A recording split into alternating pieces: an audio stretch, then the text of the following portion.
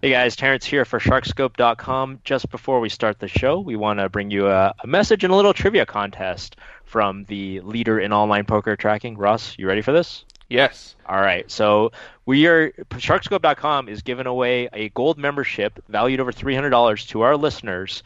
To the person who can get this question, there's also a second and a third place prize of a silver membership to Sharkscope.com. So the question is, can you name the three countries in order?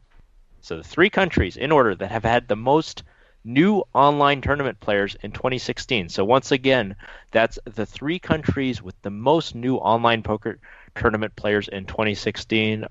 Ross, Uh-huh. Chicago's are not a country.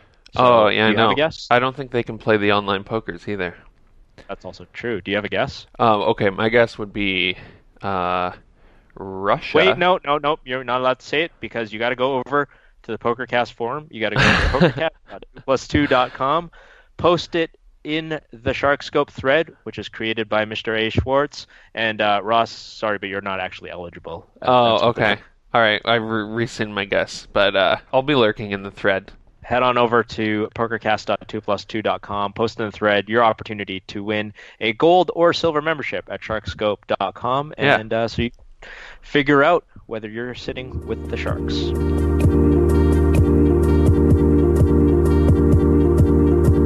Welcome, welcome, everybody. This is the 2plus2 Pokercast brought to you by RunAtOnce.com. This is episode number 436 on November the 3rd, 2016. I am your host, Terrence Chan, filling in for Adam Schwartz, who's got some family problems this week. We wish him, as always, the absolute best in recovering. I know he wouldn't miss this one unless it was a big deal. Joining us, of course, as always, on the ones and twos, rather. I can speak with my mouth. Mr. Ross Henry. Ross, what's going on, Hi, buddy? nice to be on your show again. Oh yeah, Alan Kessler had a good week this week on Oh, yeah, the chain. he was outspoken. Yeah, exactly. I mean, everybody And would. joining us, filling in the shoes of Mr. Schwartz, we had him on last year. This year, he joins us once again to talk about the final table, the World Series, 2016 WSOP bracelet winner, of course, and good friend of the show, our boy Ryan Laplante, joining us from Las Vegas. Ryan, what's going Thank, on, man? hey, how's it going? Thanks for having me on. I mean, I don't know if I can fill in the shoes for Adam. Those are some pretty big shoes, but I'll try my best to, hopefully not be overly boring today. No way, man. You joined us last year to talk about the final of the World Series, and join us again to talk about the final of the World Series. It was one of the most entertaining finals we've had in a very long time. It was tense. It had exciting moments. Went on for longer than anyone could have expected or predicted, and in the end, we had an unexpected underdog taking it down. But and that was just baseball, and we could also talk about poker. This is true for both. Yeah. Your thoughts, your sort of your first thoughts on what you saw. I'm sure you watched some, but not all of it. Obviously, the marathon coverage of the 3 days final table. I mean, as you said, like it was a pretty insane final table in a lot of different ways. I mean, first of all, it was stacked. I mean, there's so many big name, old school players on this final table. At least, well, old school for players such as myself, new school for players such as yourself. Some of these guys are like, get off my lawn, kids. But for me, like to me, this is like the who's who of online poker from back in the day for the most part. I mean, you got Holla at Your Boy, Johnny Bags, Voda R, Spacey FCB, Flush Entity, Hummy Lund. I mean, this is a stacked final table, yet look at who won. The crazy, aggressive, gambling professional from Las Vegas just took it down and crushed all these guys. And, there have been a lot of debates as to like who played the best or who did the best and or who made the best decisions. And, there were some pretty strong arguments that Kui Win just won because of his, unrelentless aggression and that Bayo Bax and a couple of the others kind of like bowed down to him and let him run them over.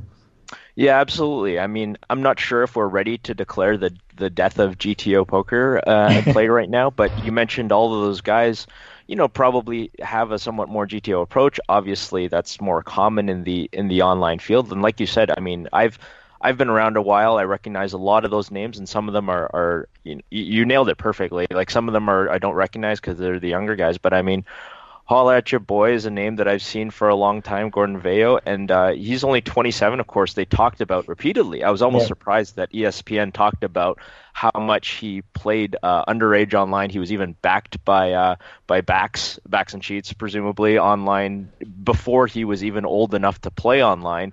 It's a topic that I wasn't sure whether they went straight away from, but they mentioned it multiple times during the broadcast, and obviously fantastic dynamic with him finishing, of course, second and Bax finishing third. So in case you missed it, everybody, in case you've been hiding in a cave away from poker, your new world champion of poker is Quy Nguyen. The headline that I've saw multiple times in multiple different places is former nail salon owner and failed professional baccarat player Quy Nguyen. I saw this like on Yahoo News on the AP.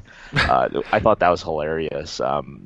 He's a guy, like you said, completely unknown, emigrated to the U.S. in 2001. He's been a small stakes poker player since 2003. He had exactly one World Series cash for about $9,000 and his first time playing the main event. So at this highly experienced, maybe not necessarily live except in a few cases, highly experienced final table, this guy kind of shows up nowhere. How unlikely is it that a guy like Quy Nguyen wins? We know that the guys like him comprise a large part of the starting field, but we haven't seen one win in a while.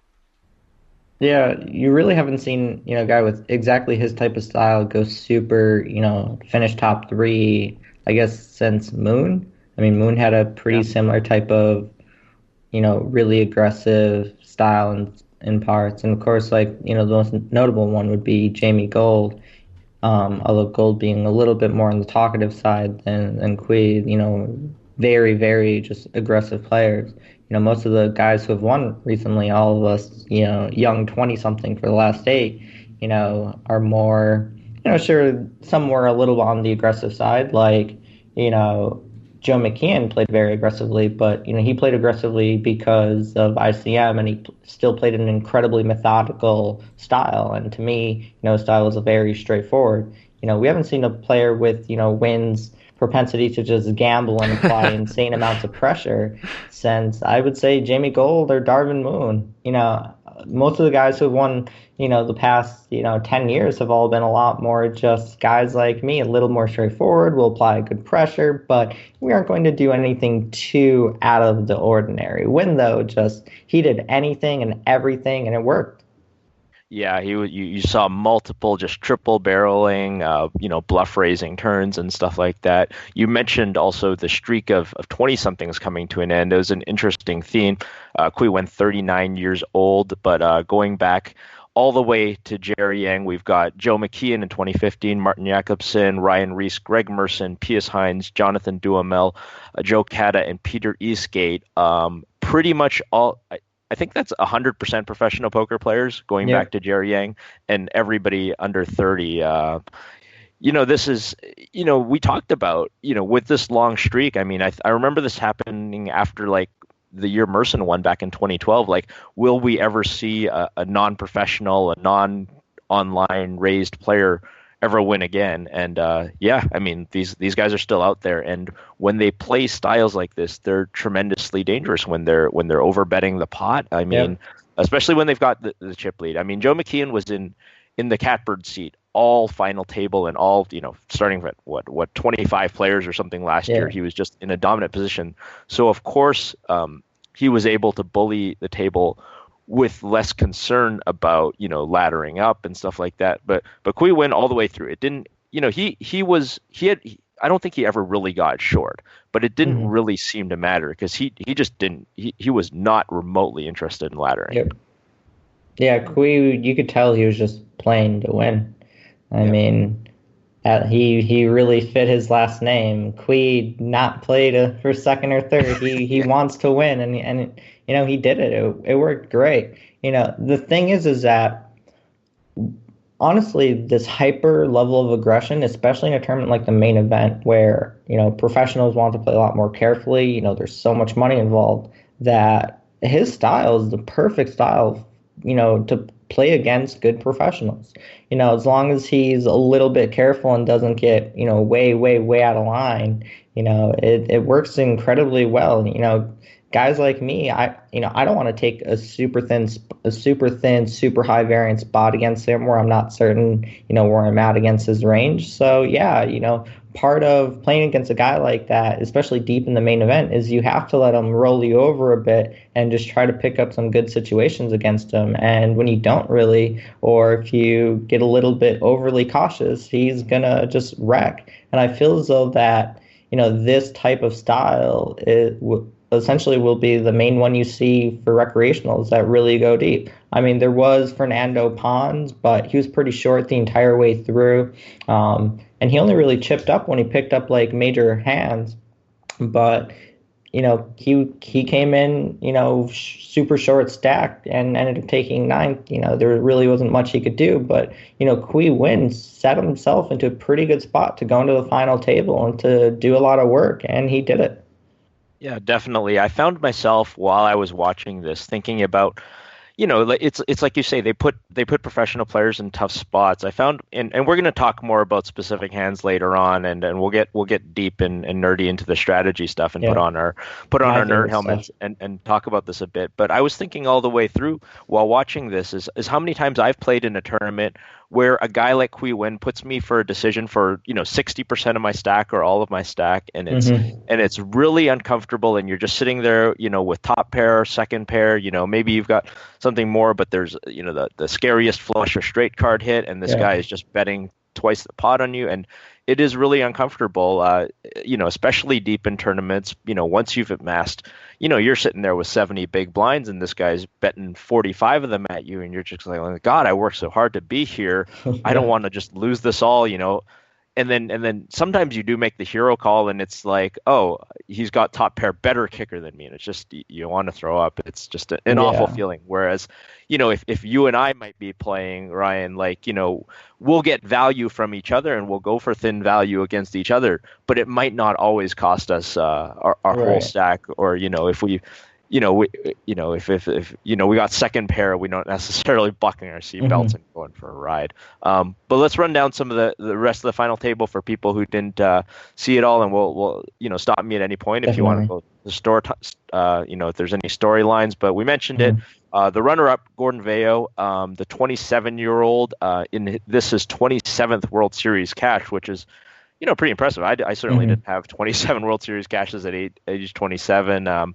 Coming into this final table, he had $600,000 in earnings, and we talked about his online history. A lot of people thought he was outplayed in the heads up. I mean, the sort of traditional idea is if you've got a 39-year-old and a 27-year-old, and they play heads up for 6 hours until 4:30 in the morning, you would normally like the side of the younger guy. You would think the stamina, but not the case in this. A lot of people thought that Kui Wen really just kind of grinded down Gordon Vail.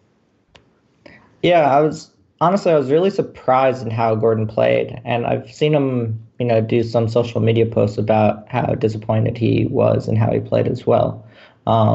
He really did just bow down a little too much to Kui, and if you told beforehand, if you told me that it was as long as a heads-up match as it was, honestly, I would have said that, Gordon Vail won. You would take the pro. Auto-assume that, a pro is going to just be patient and wait it out. If you told me it ended in 6 hands, I would assume that that Kui won just because of his play style. And, I know he was chip leader going in, but, when it was a 6-hour heads-up match, something like that. It was an insanely long match. And when it's that long, you'd assume that with Vail just, being a little patient and waiting for Kui to bluff that, that he's going to have chipped up. But there were a couple really big errors later on that we're going to discuss that Vail made. And one of them, I think, was probably, the largest mistake made in the tournament.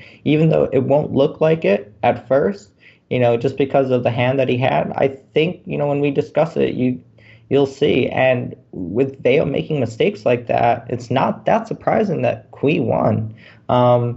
I really am very surprised at how Veo played. I'm a little surprised at how Bax played. I'm not that surprised at Ryan or Ruzicka. A little surprised at Hallert, but the rest, were all fairly straightforward. The short stacks who busted fairly early, none of them really got much together and, ran coolers slash, pretty typical situations. Honestly, it was an insanely entertaining and really fun final table, and I'm glad we have this. I think like the community kind of needed something like this. There was the whole Kusov stuff leading into it, and then there was an older amateur who won, who's more of a gambler and a recreational player than anything, and he made it for an entertaining and wild ride. Yeah, you mentioned it's 6 hours, 182 hands of heads-up play. Interestingly, it took 180. There's an interesting symmetry. It took exactly 182 hands to get from the final 9 to heads-up play, and then they played another 182 hands just of pure heads-up. So yeah, you sort of mentioned, Veo, this long heads-up battle. I mean, normally you think the professional, he wants to small ball and he's going to try to win the majority of the pots and just kind of win the medium big pots, not expose himself too much, but ended up just playing really, really conservative and almost a really bad style matchup for him. Yeah. In Quy Nguyen, who actually was winning the vast majority of the pots and just building pots and then taking it down, and Veo was not able to make the big call in the circumstances that he could. I mean, he was actually the tournament could have actually ended much sooner. They got all in on a queen high flop. Veo was out kicked, ends up making a runner play, and that extends play. There were a few times actually where Veo was all in and he he had to double up, and so Quy Nguyen actually could have ended this one much earlier. Kind of crazy. Third place ends up going to the most famous probably player at the final table, Cliff Josephy, Johnny Bax, the only man at the final table with a bracelet. In fact, the two of them, 18 cashes coming into the final table, legendary for backing everybody in online poker almost in the early 2000s.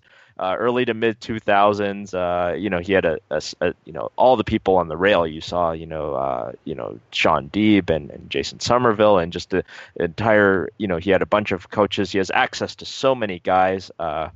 Quick brag, of course, I inducted him into Internet Poker's Wall of Fame back in Pokercast 398. You might want to listen. Deserved.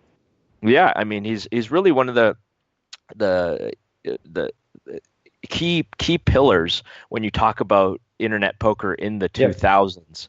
And talk about what you think might have been his advantages going in. I mean, he obviously was coached by Sean Deeb, and Chance Kornuth was mentioned in there as well. He would have had lots of people being able to watch on ESPN and send him the whole cards, maybe people watching for tells. I mean, I don't know if you have any insight into this, but Cliff Josephy by far has the most access to talent at the final table.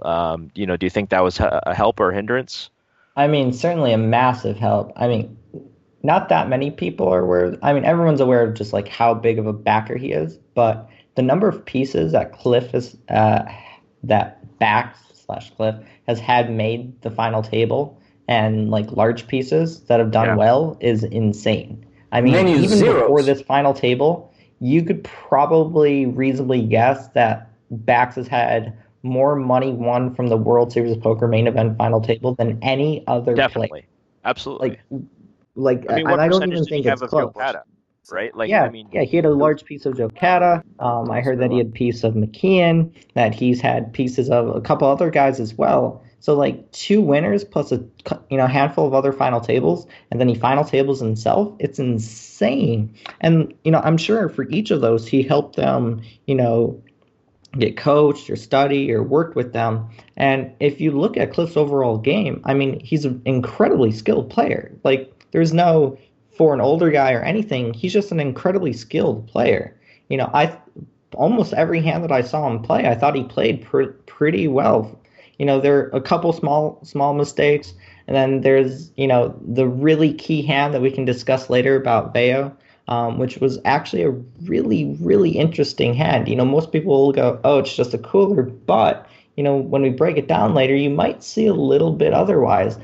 But that being said, you could tell that he put a lot of work into his game, that he was very well prepared. And even though he made a couple mistakes, he still played great overall. And it really is not surprising at all. I mean, the amount of experience that he had coaching him and his own just personal experience with 2 bracelets and all the pieces he had go deep and all the players that he knows. I mean, he used to back Gordon Vail. It's just absolutely insane the impact that Johnny Backs as a backer and as a piece buyer and as a player has in the industry. He probably has more experience in these types of situations than everyone else at the final table combined almost. I mean, obviously Griffin Banger is a very big player, but again online. Kenny Hallert online, Ruzicka online, Rurain mostly online, some live. Gordon Vail online. Like, all these guys have a lot of great online experience, but Backs going in had by far the most live experience and the most live experience that was applicable to this exact situation. Yeah, no doubt about that. Fantastic storyline again, like we mentioned, with Josephie backing Vail. We'll talk about this a bit more, but I felt like even Cliff made some adjustments going in from day 2 to day 3, and specifically how he would deal with Qui Wen. And I'm very excited to get your thoughts on that later on. Michael Wen finishing 4th, Wojtek Ruzicka in 5th. Any thoughts on how those two played? I thought for the most part they mostly played well. I mean, they made some mistakes. Nobody, but sort of. It didn't blow me away sort of in either direction. I didn't think there were massive mistakes, and I also didn't think they were just really above the rim in any way. What were your thoughts on Rurain or Ruzicka? I thought Rurain played fine. There were certainly some hands that I would have played very differently. He and I have very different approaches to post flop. He was a little bit more passive with some top and mid pair type hands. He's played them very differently than what I would have. At least on certain flops and turn situations. I thought he played fine overall, maybe a little passively in spots, a little overly tight in spots, but certainly fine. I can't think of a single hand that really stood out as like a large mistake that he made, I don't believe. I mean, we do have some hands coming up that we will be discussing, maybe one of them, but, yeah, I think there was like one flop decision he made that I fairly disliked, but I understood why he did it. I thought Ruzicka played really well, actually, and the bluff that he went out on, I really enjoyed it a lot. Again, we can discuss that later on. I like when Ruzicka was chip leader, near chip leader, he was putting on a lot of good pressure. I don't think he took it too far, and I don't think he was overly passive or anything. I think he kind of just had some situations that didn't really work out that well for him. And then, the big bluff that he pulled off just didn't work when it should a really high percentage of the time. Kenny Hallert, I thought played pretty well for the most part. I thought the thing is that Kenny, being an incredibly skilled player and also just not very worried about this type of situation at all, I think he tried to apply a little bit too much pressure as one of the medium stacks, and it backfired a little bit as he got played back at a bit. I think he took it just a little too far, not realizing that people that he was playing against weren't really going to bow down to aggression. And then the hand that he busted on was a really interesting spot, and I think you can argue both ways. Like, I see why he played the hand in the manner that he did, but I think you can really argue the other direction. And then Griffin Banger, Wong, and Pons, they all, they were all fairly short. They didn't really have any incredibly difficult or awkward decisions to make, and I thought they all played what they had perfectly, but it's because they had pretty straightforward spots. Yeah, I know Adam was rooting for Kenny Hallert. He did the interview with him a couple shows back. I thought he was a great guy. I agree with your analysis of him totally. I just kind of thought he was trying to make a little bit too much happen. I mean, I'm in favor of sort of a more loose, aggressive strategy. In a lot of spots at a situation like this, he was, I think he and Ruzicka, like we talked about, playing to win. I think they were definitely doing that. Yep. 7, 8, and 9. So running it down real quick, Kenny Hallert in 6 for 1.4 million, a little bit less, and then pretty small pay jumps leading to that point. Griffin Banger, 1.25 million, finishing in 7th. Literally, it's got to be. I mean, so Griffin played, I believe it was 63 hands and won one, which is, I mean, that could be a record that actually stands up for a while, and that's possibly got to be one of the 68 hands for Griffin Banger. He wins one pot before going all in. He wins one pot, he goes all in, he steals the blind. A little bit after that, he goes all in again and busts. So he plays 68 hands, winning one pot. That record might stand up for a while. What an incredibly, he ladders up $250,000. I mean, he didn't finish ninth like Pons did for $1 million. He finished with $1.25 million, but that's not what you're playing for. Is this possibly the most frustrating November 9 experience that anyone's ever had? Could be. Honestly, it'd be pretty frustrating for me. I mean, it makes me a little bit happy. I'm not exactly a big Banger fan, but honestly, if I had that exact same showing, I don't know if that would be worse, or if like losing to a River 2-outer in a similar type situation, playing in that many spots and just not getting anything together at all. And it's not even that he played poorly, he just didn't get anything going. There was, there's so much variance, not just in, hand distributions, but flop distributions and, just situation against situation. And he just ran poorly in every single little spot. And it adds up to one really big, terrible spot. And he just never got it going. And it was no fault of his own. Honestly, one of the most surprising and impressive things was the speed of play.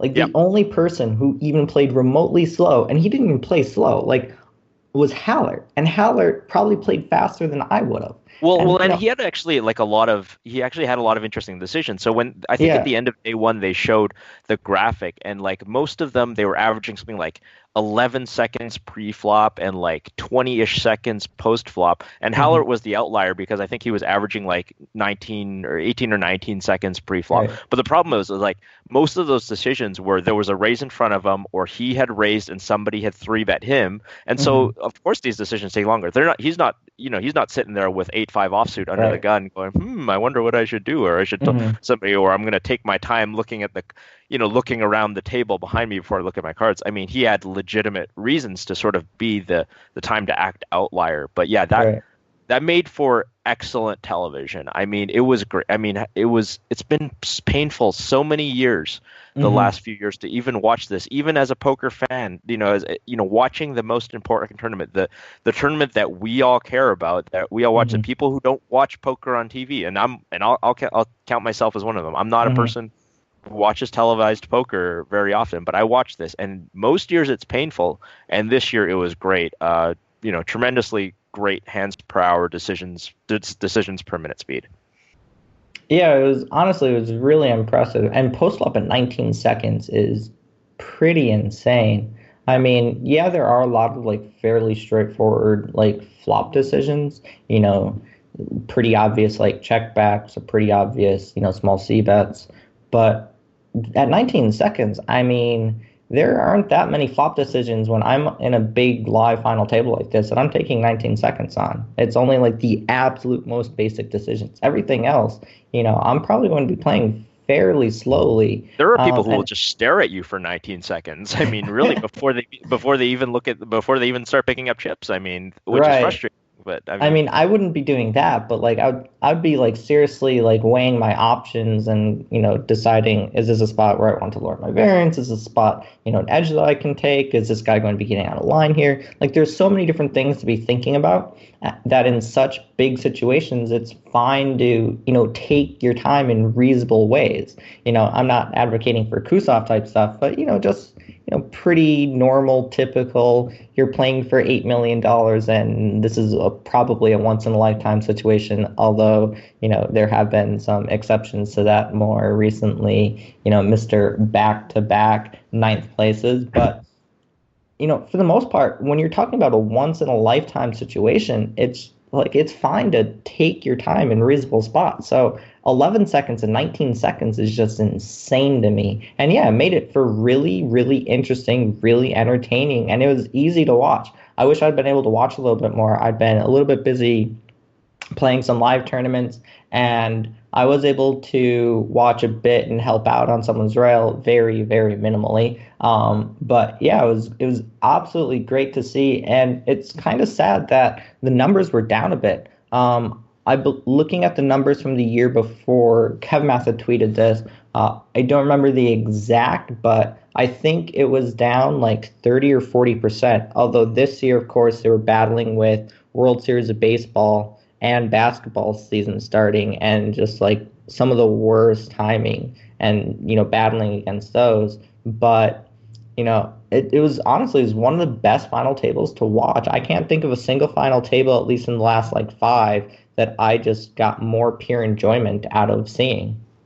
Yeah, I mean, hopefully the people who watch, I mean, hopefully this spells good things going forward. We all hate the sort of the way that poker has gotten with the sort of endless tanking and people staring at each other and trying to balance, their timings and all this kind of stuff that really slows the game down. Of course, you mentioned competing with the baseball World Series and all the other sporting events that's going on. Lost in the mix was that this is the reason that this November 9 actually started in October, of course, is they don't want to compete with the presidential election this year. That's of course coming up, and they didn't want to get lost in the news shuffle. They wanted to make sure the final table ended before that. But it's possible. I mean, if baseball had ended in 4 or 5 games, maybe this would have gotten a little more attention. There was a lot of talk, and I really disliked this. It kind of took me the wrong way that, because this thing went till 4:30 in the morning Pacific time, and then obviously later in the East Coast, a lot of people sort of dropped off, and they said, well, we got to make this, maybe what can we do to make this more television friendly so that we don't have 6 hours of heads up poker. And that really rubbed me the wrong way, because the only way, of course, to do that is to make the blinds go faster in the most important, the biggest tournament of the year. That really sort of bothered me, that sort of television was more important. And like I mentioned a couple of times, I mean, this didn't have to run till 4:30 in the morning.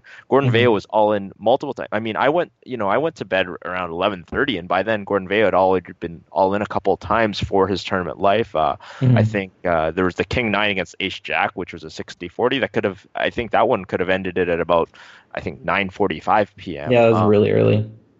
The sort of thought that we should make the blinds go faster to make it more television friendly is a thought that really, really offends me. And I've seen multiple poker media people do this. And I'm not going to go all Joe McKeon and say that the poker players are slaves because the media drives all of this stuff. I'm not going to take it so far, but I mean, God, to say that the most important tournament of the year, the only one where you're playing heads up for $3.5 million, to say that the blind should be increased so that it's more television friendly, that's a thought that really offended me.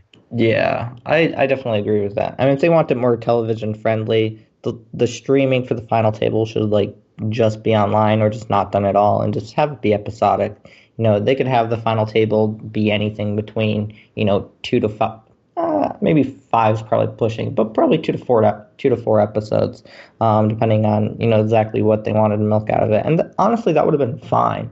I think that the November 9 and having it live streamed, it really isn't needed anymore, and it wouldn't surprise me if it's not really around the next few years, just the ESPN contracts being renewed, and it wouldn't surprise me if they, figure something else out. It also wouldn't surprise me if it still exists and they do it the same way, but I would expect that with their streaming numbers being a lot lower down, that they'll probably end up, maybe instead of doing a couple month gap, maybe do a couple week gap, so they can get all the background filming done and all the side stories and that kind of stuff, and then just play it out 2 weeks afterwards, and then just do anything between 2 to 4 episodes for the final table. That would work out perfectly fine. There would be a couple weeks to do the November 9 interviews and that kind of stuff, and to drum up some hype about the final table, and then, to play it out. And,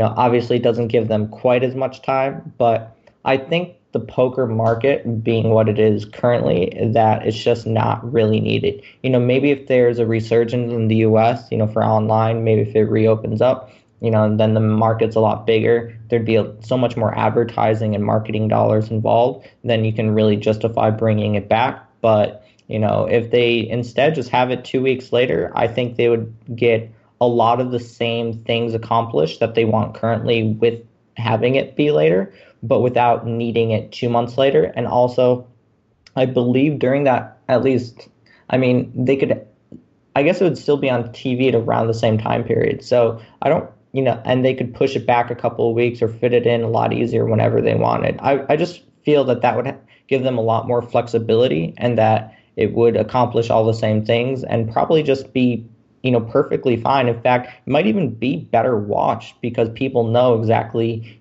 how long it's going to last and what they're going to be getting into versus, you sit down and there isn't an end time, there isn't anything set in stone. It can be hard to justify just sitting down and watching it when you just don't know what's going to happen or when's going to happen or anything.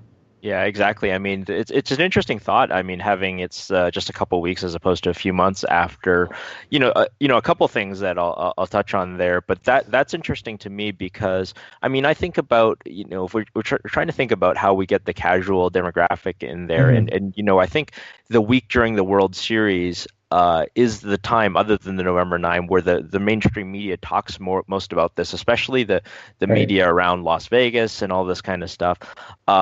And I think about my own friends and family who don't follow poker at all, but they know that every year that in June and July I'm going to go play in this thing, and then it's just quickly forgotten about, and then when it's November rolls around, all of a sudden, oh, why is poker on TV now? But maybe if you ran this thing in late July, in the middle of August. I mean, the middle of August is a pretty dead sports time as well. Yeah. When you think about it, I mean, the NBA and the NHL isn't, and baseball's not really in full swing and stuff like that, and there's no football. Like I think that you might actually be right. I guess the question is whether they can produce all of these sort of day 3, 4, 5, 6, lead up to the final table, and also tell the stories, because I think that's something that ESPN is really focused on, because we're going to have essentially 9 random guys every year, and the public might maybe know 2 of them. This year, I mean, yeah, of course, you and I know who Johnny Bax is, but I mean, if you took away, I mean, certainly, your Aunt Helen isn't going to know who Johnny Bax is, even if they know who Ivy or Negreanu, but we don't get Ivies and Negreanus and the guys like this at final tables very often, so they have to do that character building, and I just wonder whether they would be able to produce a quality television program that told this story and do all the stuff for, say, William Kassouf. I mean, Kassouf got everybody talking this year, and had he made the November 9, I think that's a big press. Which is why I think that they should just run the final table the 2 weeks later, do film whatever backside stories they need to for the people who made the final table, but just still have it be on television at the end of everything. So it would still be still be on ESPN at almost probably around the same time period as this, but instead of it being live streamed now, it would just be 2 or 4 episodes of the final table playing out. And the thing is that it doesn't, just because the final table plays out way back then, the majority of the viewing public won't necessarily even know who won. Sure. And even if it is on the only people who really will know are people who are in the know in the community or care enough about to be following poker news and Twitter and blah, blah, blah. So obviously some people it's going to be spoiled for, but I don't really see it being really a necessity that it's ran out the way it's done, and that it's done as, a live stream thing. It's cool that it's done like that. I love it. I would prefer for my own pure enjoyment that they keep it, just because 30-minute delay to me being able to watch final tables is great. I've always enjoyed that on things like EPT and on the big series, especially anytime it's like a super high roller, being able to watch and every hand played on 30-minute delay is incredible, watching guys of that caliber. And I still also really enjoy it for the final table. I just don't necessarily think it's necessarily needed anymore, and that it's not really helpful anymore. It's not necessarily, maybe it's not necessarily a bad thing that it's done like this, but I honestly could see it almost being better for them if they don't just do the live stream. Like this year, they're only doing this live stream. They aren't breaking it down into episodes, which to me, that's kind of a bad thing. They're not making it digestible to sort of the average. Right. That's my issue. Yeah. Yeah. It's sort of like this. There's a big thing that's out there for hardcore nerds who want to watch every little bit about it, but for the Right. casuals, there isn't this edited down sort of highlight reel, which I think people Right. are used to from the previous episodes, where it's like, Hmm. oh, this guy's all in. Oh my God, it's a crazy river card. It's Hmm.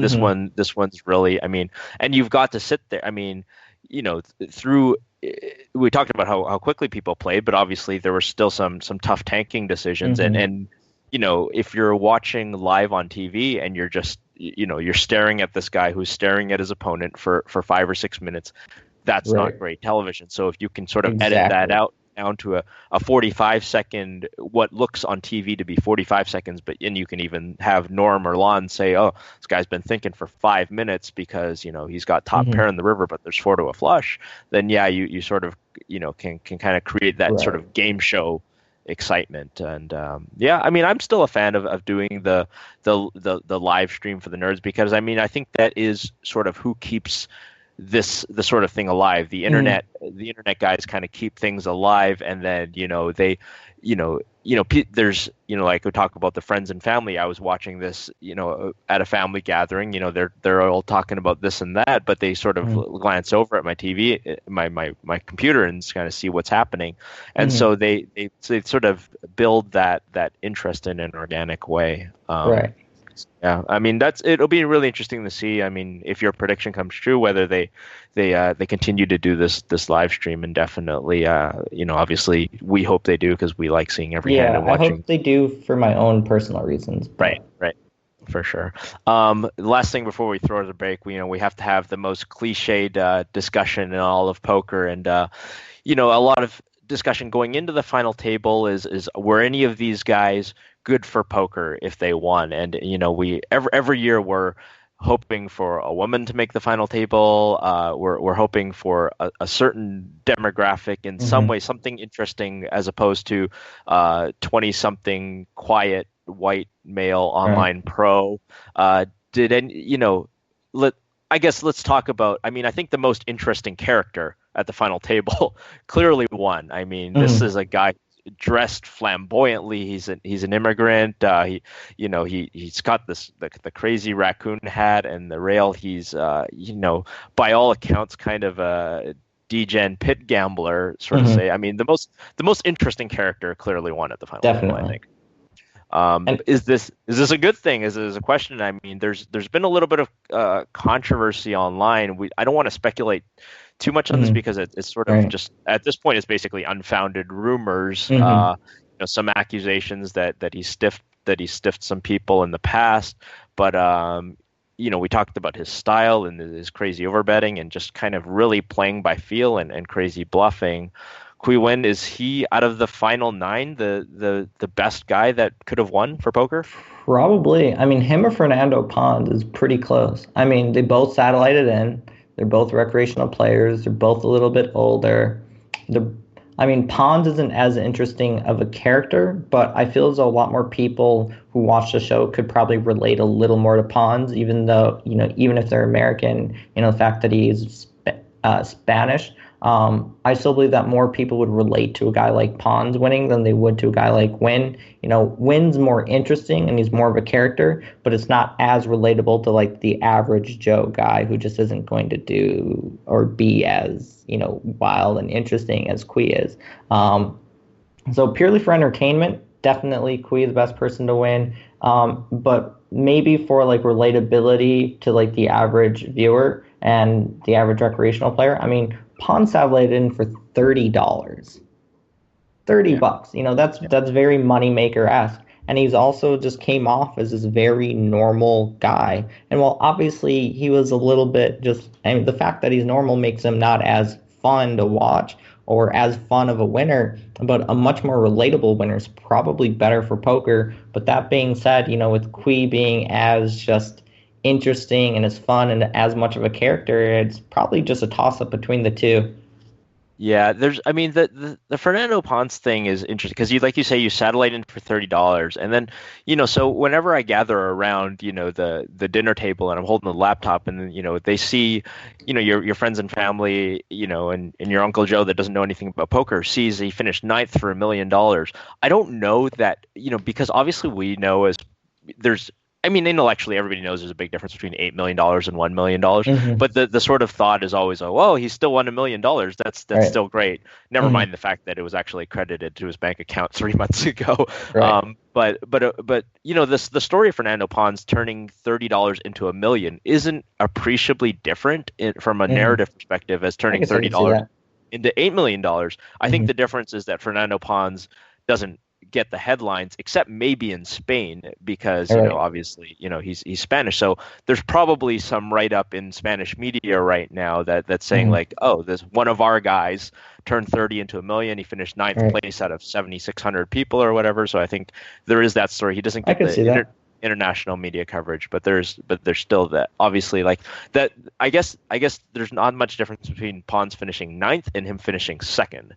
But there's definitely a big difference between him finishing second and first. And then the other guy I thought, I mean, the only other guy that might be interesting sort of in this context is Johnny Backscliff Josephy. He's the other, sort of older guy at the table. Speaks very well. He's smiling. He's not a stone statue. He's not super exciting and outgoing. But he's also not a stone statue. He would have done the media rounds brilliantly. So I mean, this is a guy who worked on Wall Street. He could have been. He would absolutely, had he won, been on like MSNBC and maybe name change stuff. I mean, I don't know if he would have been on like Conan O'Brien or stuff like that. But had he, he would be the guy who would be able to make the rounds and talk about poker as a game of skill, talk about his background, and the story is fascinating of him backing people. And I think this is one of the things that I think interests common folks about poker. I once heard a Planet Money episode where I can't remember who it was. They followed one of the final tablists, somebody who made the November 9, who was highly backed, and I think the public eats that stuff up. So I think Johnny Backs, you could make an argument that in some circles he would have been better for poker because it would have created a lot of casual interest, just because he's such a well-spoken guy. He's an older gentleman. He doesn't, he's not a 26-year-old kid. So I think maybe that was potentially our choice. Adam made the point as we were sitting around my living room watching this final table that, well, if he wins, he's just going to take all the money and then we'll never see that money again. But I think in the grand scheme of things, $8 million in the poker economy actually isn't that much money in the poker when we're talking economy, unless it's Guy dumping it into full tilt. Okay, we're gonna take a break. This has been a lot of fun. When we come back on the other side of this break, we're gonna break down some of the hands. So always good to have Ryan on. Obviously you've been doing poker coaching a long time. You've got a gift for talking about strategies. We're gonna get around to doing that.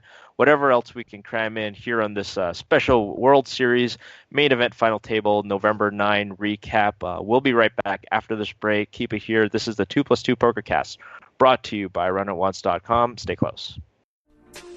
SharkScope can now add free money to your bankroll, and all you have to do is be an overachiever. SharkScope.com has a fun tab on every graph that says achievements. They're very attainable goals, like won a tournament of more than $100 or played 100 tournaments in a month. Sounds fun, right? Well, now with our partner PKR, you can earn money for those achievements. Simply play on PKR, turn over the achievement cards, rack up points, and win your share of 2,000 euros.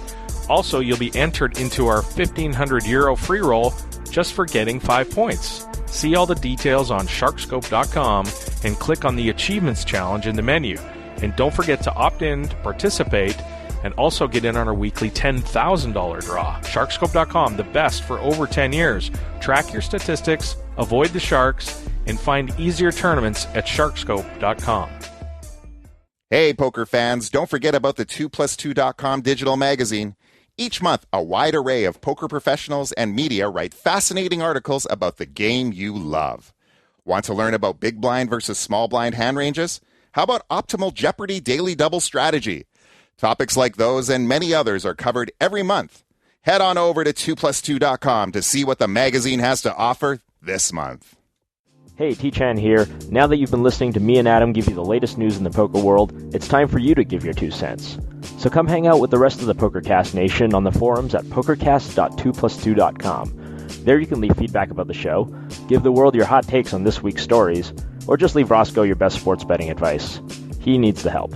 That's the forums at pokercast.2plus2.com. The best part? It's available no matter how many miles you are from Kells. Okay, people. Most of the kittens have perished. There are a few left you can save, though, and here's how to do it. Get involved with the Pokercast by emailing your questions, suggestions for the show, or even record a sound clip. Adam will be using the best ones on the air. Well, let's face it, probably the worst ones as well. I can see you there at your computer. Send an email right now. Totally disagree with one of Adam's takes last week? Send an email. Love last week's interview? Email. Want to know how much cash Adam has on him right now? Email. Pokercast at 2plus2.com is the address. Ship the funny to Adam today. Welcome back to the 2plus2 Pokercast, brought to you by Run and Once. I am joined once again by Ryan Laplante. We're here to break down World Series main event final table, the November 9 that has just concluded. Of course, Qui Win putting on a tremendous loose, aggressive performance, and we're going to break it down in detail a little bit here. We'll go through the 3 hands, or the 3 days worth of hands at the final table, as I mentioned before, over 360 hands at the final table. Ryan, the first 3 guys to bust it out, Fernando Pons, Jerry Wong, Griffin Banger, didn't have very much to work with. I mean, we talked a lot about. There was a lot talked about the final table about how deep kind of everybody was, but in the end, not a lot of room to negotiate for the guys who busted in 9th, 8th, or 7th. They were kind of just playing push fold for the most part. Is that right? Yeah, pretty much. I mean, Pons busted on like a 10 big blind jam in a very typical spot. Wong, I think, maybe had 20 big blinds and ran Jackson to Queens in an unavoidable spot. Banger, 1 second. I don't remember the exact way that he busted, but I know it's also an incredibly typical short stack bust. Oh yeah, he jammed ace-9 suited out of the big blind into Veo's pocket tens, and again, it was just like, I think 11 big blinds. Like, Banger, as we talked about, this was like hand 68 where Griffin Banger had won exactly 1 pot. He won the blinds and ante. So basically for 7 orbits, like he paid 7 orbits worth of blinds and antes. He won 1 of them back, and so of course, obviously when that happens, you're going to be incredibly short stacked. So not necessarily a whole bunch to talk about for those guys. I think Wong, there was a weird hand where Wong seemed to like limp in the cutoff with some medium hand that I remember, and I was like, oh boy, you are not stacked well enough to do that right now. But for the most part, nothing terribly exciting for 9th, 8th, and 7th place finishers. That was not the case though. There's a lot to talk about with Kenny Howlett. We mentioned it a little bit before. I think we both thought that he was trying to kind of play a loose, I don't know if it's loose aggressive, but certainly loose sticky style maybe is the way. I thought he was opening a lot of pots. I mean, he was, not certainly getting super out of line. I mean, he wasn't opening trash, but he was opening, I think, under the gun, lighter than a lot of people would at this final table, especially with ICM considerations. Although we talked about the small pair jumps, but he was also calling a lot of 3 bets and trying to see a lot of flops. Right. I didn't like a lot of the. I can't think of them specifically, but I think there's some hands where he opened with like Queen Jack and he's being 3-bet out of position. And he thinks about it for a while and he calls, and that bled chips. I felt a little bit. Yeah, definitely agreed. Something else that's really important to mention before we really go into these hands is that pretty much everyone hired some pretty skilled and well-known coaches. Yeah, break that down. So you looked into us a little bit. Break down some of the coaches that some of these guys had. So right before the final table started, and nobody knew about this except for those who are incredibly close to Howlett, but Howlett had hired Fedor Holes as a coach, which, if there's anyone you want coaching you when you're playing for $8 million. Yeah, It's going to be someone like Fedor. Banger apparently knows Kurganov fairly well and looks like that he was getting at least pretty likely coached by him. Not 100% on this, but when you have someone, when you have someone like him on the rail, it's pretty likely that you're going to have someone such as that he's going to be coaching you. It's well known that Veo was coached by Marchese. That Ruan was, I believe, kind of coached by Merson, but not 100% as to like how deep that coaching went. I know that he had been at least mentioned something about talking to him on the phone about situations. I know that Wong was coached by Schindler, and then that Josephy, I wouldn't necessarily say coached, but certainly worked with both Sean Deeb and Chance Corneth. And I don't believe Pons or Wynn had coaches. I'm sure Pons probably worked with, some well-known Spanish players or something like that. But, it's not really known if he did or didn't. And Wynn is, a complete mystery. Well, you can't coach Qui Win style. I mean, there's that's right. Yeah, I mean, Qui Win might be the one giving coaching lessons after this, and that'd be fun. It was funny. He had a patch, some kind of I don't remember the name of it now, but it was like advancedpokerstrategy.com or something. It looked like a coaching site. Training. I've actually heard Advanced of Poker Training. Yeah. I never actually went to that URL. I guess I should. So, but yeah, that was fascinating. That by far the craziest wild card had some kind of poker strategy site going on. So I mean, honestly, I think it's incredibly important that when you're put into the spot that, like, if I was put in this spot, I mean, I would occasionally be seen, like, just playing live stuff and just getting in, scenarios and whatever. But I would say of the 3 months, I would probably average about 30 to 50 hours a week just running simulations and working on my game and getting coaching, and I would be as incredibly well prepared in all aspects of my game. I would get heads-up coaching, I would get three-handed coaching, I would get coaching from cash game players and sit-and-go guys. I'd work with a bunch of different people with a bunch of different abilities and make sure that every single aspect of my game is as well honed and as well prepared for every situation that arises, and be able to adjust well and do all that stuff incredibly well. I think it's incredibly important to be very well prepared on all aspects. Yeah, I think you're like me in that sense, because I think anytime I don't play a full-time tournament schedule like you do. You play all year round. I mostly just play the series and some events where I happen to be geographically convenient. But I like to be really well prepared in advance. Right. And then you sort of think about so two ends of the spectrum, right? So you could end up having the Griffin Banger kind of day where literally you could be coached by the greatest, the 20 best players in the world, and it still doesn't matter because you literally get two hands to play all day, and you end up busting on the first one where you actually get called. Or you could end up being in sort of the Veo position where he played very, very well all the way up until the end.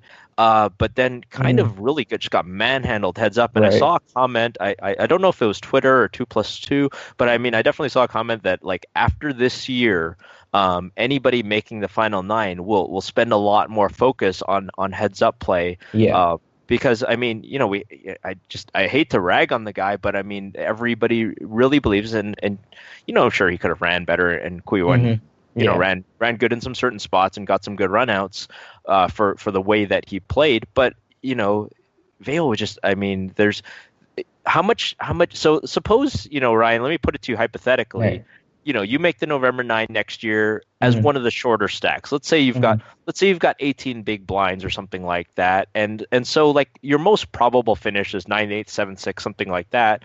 Are you still going to be really focused on your heads-up game? Or are you going to hire a coach to make your heads-up game as sharp as possible, knowing that you're gonna need to run really good to get the heads-up?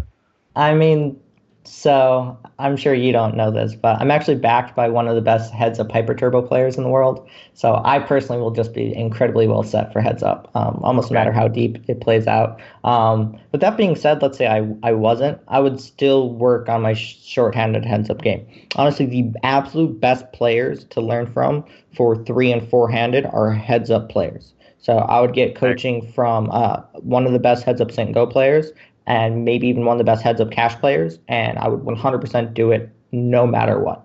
I think it's mandatory. If you're in this type of situation and you don't work on every single aspect of your game, I think you drop the ball in an incredibly big way.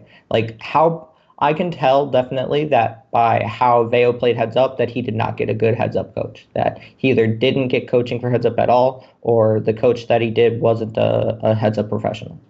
Yeah, and you know, yeah, and there's always, even if you're one of the shorter stacks coming in, even if there's only like a sub 10% chance that you end up getting heads up, you are still playing a $3.5 million heads up freeze out, which is I mean, you do the math on this. It's sort of like the equivalent of playing a cash game that's like $10,000, $20,000 blinds. Right. And so imagine just sort of that you're not allowed to leave. So imagine just like somebody hands you, a couple $1 million and say, okay, you're going to play 10,000, 20,000 against some guy, who's probably a pretty good player. You'd want to be really prepared for that. So, I mean, it's an interesting spot because again, you could go into the super prepared and end up having a day like and that happens. And that would be really awful. But yeah, so the coaching thing. So let's jump into these. Like I said, the bust outs from 9, 8, and 7. Not tremendously interesting. Kenny Hallert we talked about whether he was forcing things a bit too much. Of course, now you mentioned he's coached by the absolute end boss, Fedor Holtz, the guy who's winning everything these days. Maybe that played into his style, sort of leading out to his bust out hand, leading up to him getting moderately short. I mean, did you see some Fedor in the way that Kenny Hallert played? I mean, I thought, like, even though Hallert definitely tried to push it a little, I still thought that he played well. Like, I didn't get to see every decision that he made, but what I saw, I thought was good, except for his bust-out hand, really. And even then, like, I understand why he played the bust-out hand the way he did, and I don't necessarily blame him for it. And maybe it was correct. I don't necessarily believe it was, but let's get to it. Let's do the play-by-play for this. So why don't I, for these hands that we'll do, I'll sort of I've got the World Series updates next to them. Hopefully they're reasonably accurate, and you give me the thoughts on this. So Kenny Hallert at this point of the final table, I think he starts the hand with 35 million. And he raises from under the gun to 2.3 million. I think the blinds are 500,000. 500,000, 1 million. I hate when there's this many zeros. I can't even figure out how to. He raises to 2.3 million under the gun. Kui win in the cutoff, 3 bets to 5.7 million. With what we, if you're watching on TV, know as aces. The action folds back to Kenny Hallert, and he reasonably quickly, as I recall, moved all in for 35.5 million, a little over 35.5 million.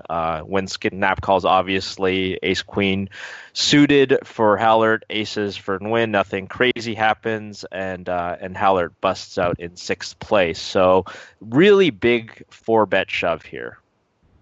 Yeah, it really is a pretty large shove. I mean, the reason why he might have done it is strictly because of ICM. I don't remember exactly what the other stacks were. I know that he was the shortest, but it wasn't by a lot. Maybe he had 35 big blinds, and the other 2 shorter stacks maybe had like 40 and 50 big blinds.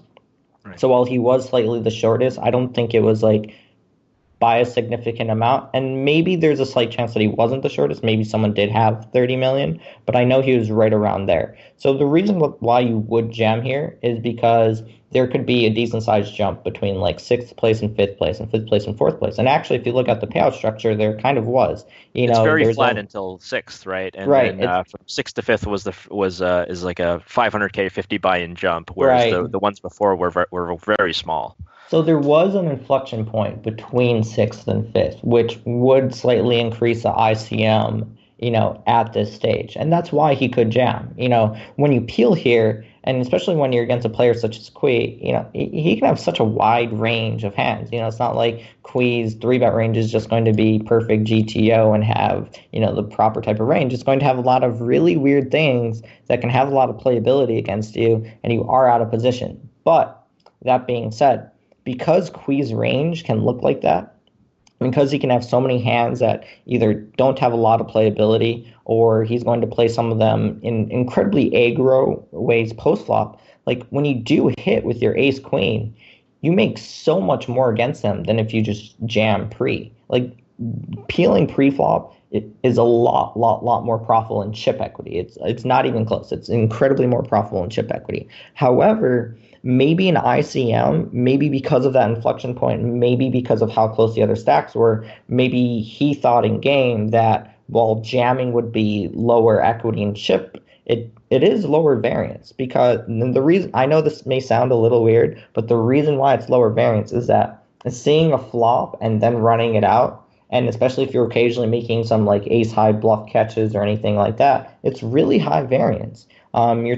Especially when you're talking about 35 big blinds deep to start the hand, you get 3-bet, you call, there's 14 million in there, you now have 30 million back. You're looking at a 2-to-1 stack to pot ratio. You're pretty likely going to be getting it in, and you aren't going to be able to make any hero fold, and you're going to have to make some hero calls. And so by calling pre-flop, yeah, you do kind of increase your variance a bit, but I don't think you increase it so much, nor put yourself in such bad, difficult situations, especially against a player such as Kui, where jamming is going to be better. Honestly, you could make more of an argument for the jam if instead of a player like Kui, it was an incredibly skilled player who is going to have a much better understanding of what your raise calling range looks like. It's going to put you in a lot more awkward, difficult situations, just going to be playing incredibly well. You can slightly argue a little bit more towards the jam, but even then, I still think it's just a slam dunk call pre-flop.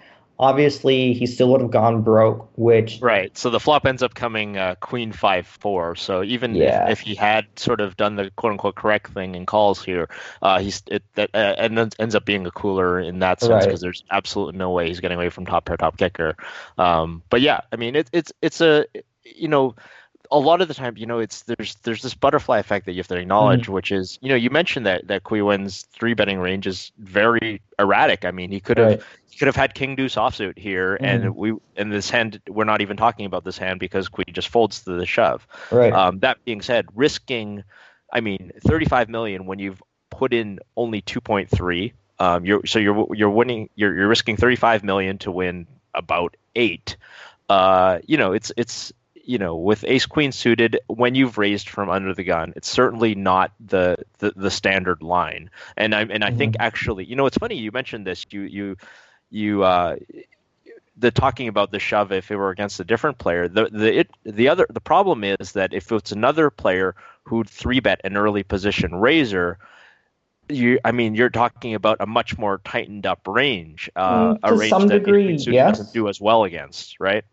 To some degree, yes, but it would depend on exactly who's doing it, whether it's a good spot for them to leverage. If it was like, let's say it's you against a big stack, and the big stack's a very skilled player, they're going to be 3-betting a ton of hands there.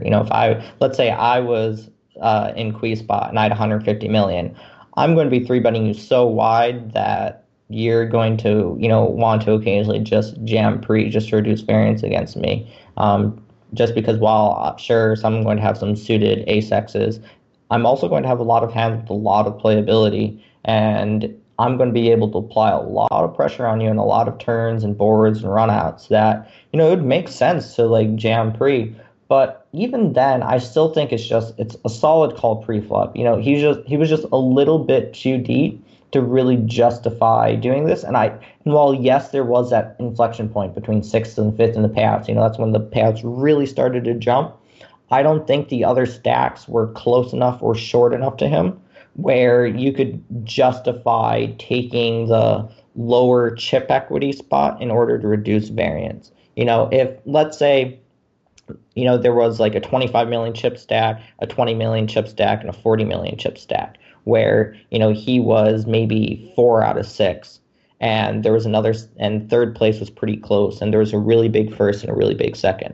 I would then actually prefer the jam. I think it's definitely a jam then, even though it's a lot lower chip equity, it's so much lower variance that you're just going to want to do that to reduce ICM. And obviously, if Quee is 3-bet calling really wide, maybe then you can switch back to justified appealing. But I wouldn't necessarily expect Quee to call the jam very wide here. If Quee does 3-bet tens, obviously he's not folding, or nines, but I wouldn't necessarily expect him to 3-bet call them off. But it is Quee, so maybe he does. But then we saw later in the show that he is not getting in. I mean, the Right. ace four against backs was just kind of a disaster. It kind of showed Right. he was here to gamble. But yeah, I mean, I think we're in agreement here. A little bit, Kenny Haller putting in a little bit too much here. I mean, if he's got 23 million or something like that, again, Right. we're talking about this for 15 seconds, saying, oh, he was unlucky to run into aces. Yeah, exactly. suited. A little bit too deep. The final run out on this one. So again, Haller with ace queen suited, win with aces. It runs out queen 5-4, 7-4, and from there, not only is Kenny Haller eliminated in sixth, but Quewin ends up, taking a chip lead that he would only a few times relinquish for the rest of the tournament. I mean, he would get up to, after this hand, 129 big blinds, which is just kind of nuts for a final table. Ends up putting himself in a great spot.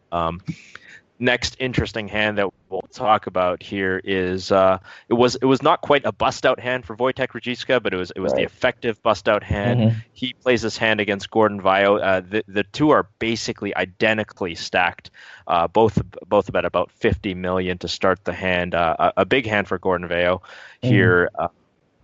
He raises on the button to 2.3 million.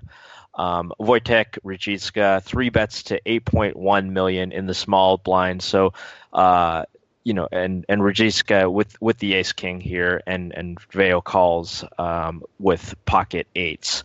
The flop comes queen 8-3, so a dream flop for Veo. He flops middle set on a queen 8-3 with a flush draw, but obviously a very dry flop. Rajicka misses. He still has ace king high. Rajicka c-bets out of the blind for 6.1 million into this pot of about 17 million, and Veo calls. The turn's a 7 of hearts, so it's queen 8-3, 7, and offsuit 7. Rajicka bets 11 million this time, and Veo calls again. And so we've got a pot with 50 million in the middle. The river is an offsuit 5, so the final board is queen 8-3, 7-5 with the missed flush draw. Rajicka moves all in for Veo's effective 27.8 million, and Veo obviously snaps with basically the effective nuts at this point. I mean, the only thing he could realistically lose to is his pocket queens. Rajicka there are some other hands he loses to, but we can discuss this a little bit. But effectively, he does have the nuts. I agree. Yeah, and Rajicka is ace king. He's left with a half of a big blind at this point. Ends up busting basically the very next hand. Veo, obviously super fortunate, but he also plays this to win the max. He doesn't do what a lot of people would have done, was I think raise the turn. So before we talk about Rajicka, Veo's line on this hand, I think as after Rajicka bets, I mean I think calling on the flop is pretty clear. But there, I think a lot of people might have considered raising the turn here, especially in the moment. A little bit worried about the flush draw, and just sort of the fact that you're at the World Series final table. Like every pot makes a big deal. Do you like Veo's line? Yeah, I think Veo played it perfectly fine. This is one of the few spots where I think his set played on the turn. Honestly, I don't see much of a difference between jamming turn and calling turn. My only thing is that when you call turn, you have to call almost every single river. I think the only river I'd even remotely even consider for any amount of time folding would be probably the 9 of clubs or the 6 of clubs or maybe the Jack of clubs. So essentially a straight and flush must both get there. Right. And even then it's still crying calling. Yeah, like when we have the 8 of clubs to go with, like if I fold, it's pretty rarely, and it's only to certain players. And against those same certain players that I would consider folding on a river club, I would just jam turn against anyways. Because if their range is so strong that I have to like even fold on those types of cards, it's pretty likely I would jam turn against them. But I really think like his turn play against Ruzicka, I do like it a lot as long as he's just not folding the river, like almost ever. If he folds, it should be exactly the 6 of clubs probably. And even then, like, I would still probably, like, if he, like, called turn and then called on the 6 of clubs river, I would still be perfectly fine with it, honestly. You're so high up in your range. You have one of the best hands that you can possibly have, and on the river that isn't exactly a flush. And, so when you do get to that point on that run out, you just call it off. And if he happens to have one of his combos that got there, so be it. I think that pre-flop by both is perfectly typically normal. Gordon Vayo 2.3x a button, Ruzicka 3-bet to 8 big blinds, which is large, but it's understandable for a lot of different reasons. You're pretty deep effective. It's a pretty huge just like situation in general. You are out of position. I mean, I'm 3-betting really large here anyways. I probably don't go as large as 8 million. I would probably go about 7 million with my entire range, so full 3x. And then post flop, I'm sure some people are thinking that this is probably a bit of a punt, but it's not. I think Ruzicka's play with ace-king is 100% standard, and once he barrels turn, he should 100% jam this river. I think it's a slam dunk jam. And well, honestly, that to me was the big question. So, I mean, I agree with you certainly on the last part that if he's going to barrel the turn, he definitely has to barrel the river. To me, I wasn't sure. I mean, I would have sort of been inclined to sort of give up on the turn, sort of give Vayo credit for a kind of a minimum, a queen. Yeah, he's going to have a flush draw sometimes, but it's not necessarily a given that you'd be able to give him a flush draw. You don't block the nut flush draw, and so so he still has the nut flush draw in his range, and you might not be able to get him off of that. So I wasn't sure whether betting the turn with the missed ace king on a queen 8 7-3 board was accurate. So talk me through that turn decision from your point of view. Okay, so when he bets the turn, he's betting 11 million into, let's see here. He's betting 11 million into 29 million. So he's betting a third pot. It's a pretty small bet that has a lot of leverage behind it. The reason why it does have a lot of leverage behind it, let's say, Vayo has a hand like 8-9 suited, 8-10 suited. He's definitely not folding those pre. If he has hands like ace-8 suited, or if he has hands like 9s or 10s, or even jacks, which I could see Vayo jamming jacks pre or calling jacks pre. I would expect him to lean towards jamming, but he definitely can have 9s and 10s. He definitely can have hands like 8-9 suited, 10-8 suited. He can definitely have hands like queen 9 suited, queen 10, queen jack, king queen. And let's say he does have a hand like queen 10 or queen jack or king queen. He's folding them on so many river cards that I think that betting turn for 11 million is pretty slam dunk, and it's going to be an incredibly profitable play. It has enough fold equity in its own right to almost be profitable. Let's say you have 0 equity here and you bet this 11 million. It probably isn't going to be profitable, but you also have a lot of equity still because you have ace king high. If you're over an ace, if you're over a king, the likelihood that you have the best hand goes up pretty significantly. I'd be pretty surprised if you don't average having the best hand on river ace or king something like 60, 70% of the time. So you have, 6 outs to pick up the best hand a very high percentage of the time, and then your bet in its own right should be profitable or very close to it. Especially when you're talking about the amount of leverage you have here. And especially while the 7 of hearts doesn't necessarily change the board texture a lot, it makes a lot of hands that Vayo can have a little bit more vulnerable, a little bit more worried, and Vayo is exactly the type of player that I want to leverage here. Let's say instead of Vayo, that this opponent was Kui Win. I probably wouldn't like betting the turn because it's Kui. You have so much less fold equity against Kui on turns. You have so much less fold equity against Kui on rivers. I think you could argue that he's just not supposed to barrel. That he's supposed to. But are you saying that? I mean, maybe. But are you to interrupt you? Are you saying that? I mean, I get 100% where you're coming from, but I feel like some of that might sort of be 20/20 hindsight, given the way that we saw Vayo. Again in the heads up is particularly against Kui. Peel flop, peel turn. Even fold, without that. even without that information, you Yeah, just yeah, think yeah. there's a good chance that he folds a hand like king queen or queen jack on the river when Yeah. you go 3 barrels.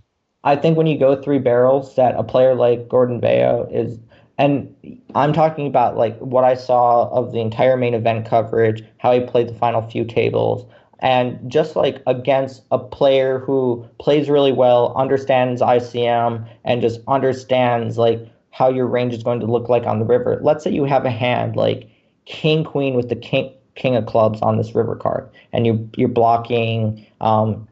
King high flush draws that are going to barrel off, or ace queen with the ace of clubs. It's not a slam dunk call. It's a really disgusting spot, and you're really unhappy with it. And you probably do still find a call with ace queen with the ace of clubs, but it's a disgusting spot. Let's say you have ace queen without the ace of clubs. Yeah, I'm snapping it off. I'm not happy about it, but I'm like beating him into the pot with it. And if I lose, I lose.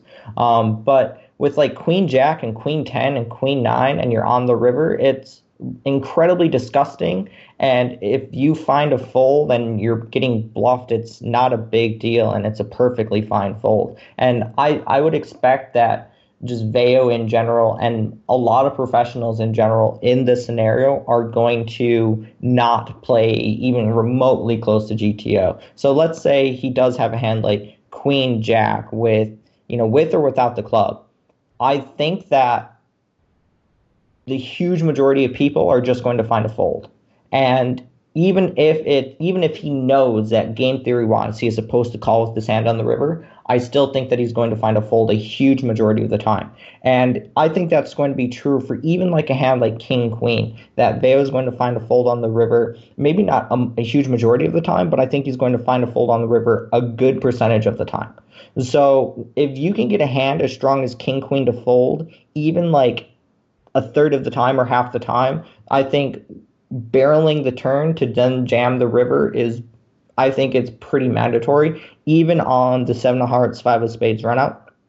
Because, King Queen doesn't just have to be worried about aces and kings. King Queen also has to be worried about hands like Queen 8 suited, Queen 3 suited, Queen 7 suited, 7 8 suited, 7 5 suited, 6 9 suited, 4 6 of clubs. Like, there are plenty of hands that Ruzicka can barrel, pick up 2 pairs, and then jam this river for value on. So when you do get to the river here and you do have a hand like King Queen and you find a fold, I wouldn't blame you whatsoever unless it's against an incredibly loose aggressive opponent who isn't really building his ranges as straightforward or as structured as a professional player is going to. If you get to this river and you're playing against Queen and you find a fold and it runs out like this and you have King Queen or even Queen Jack, I think you'd be making a pretty significant mistake. But when it's against a very good professional player whose range can have a lot of hands that get there and who is going to be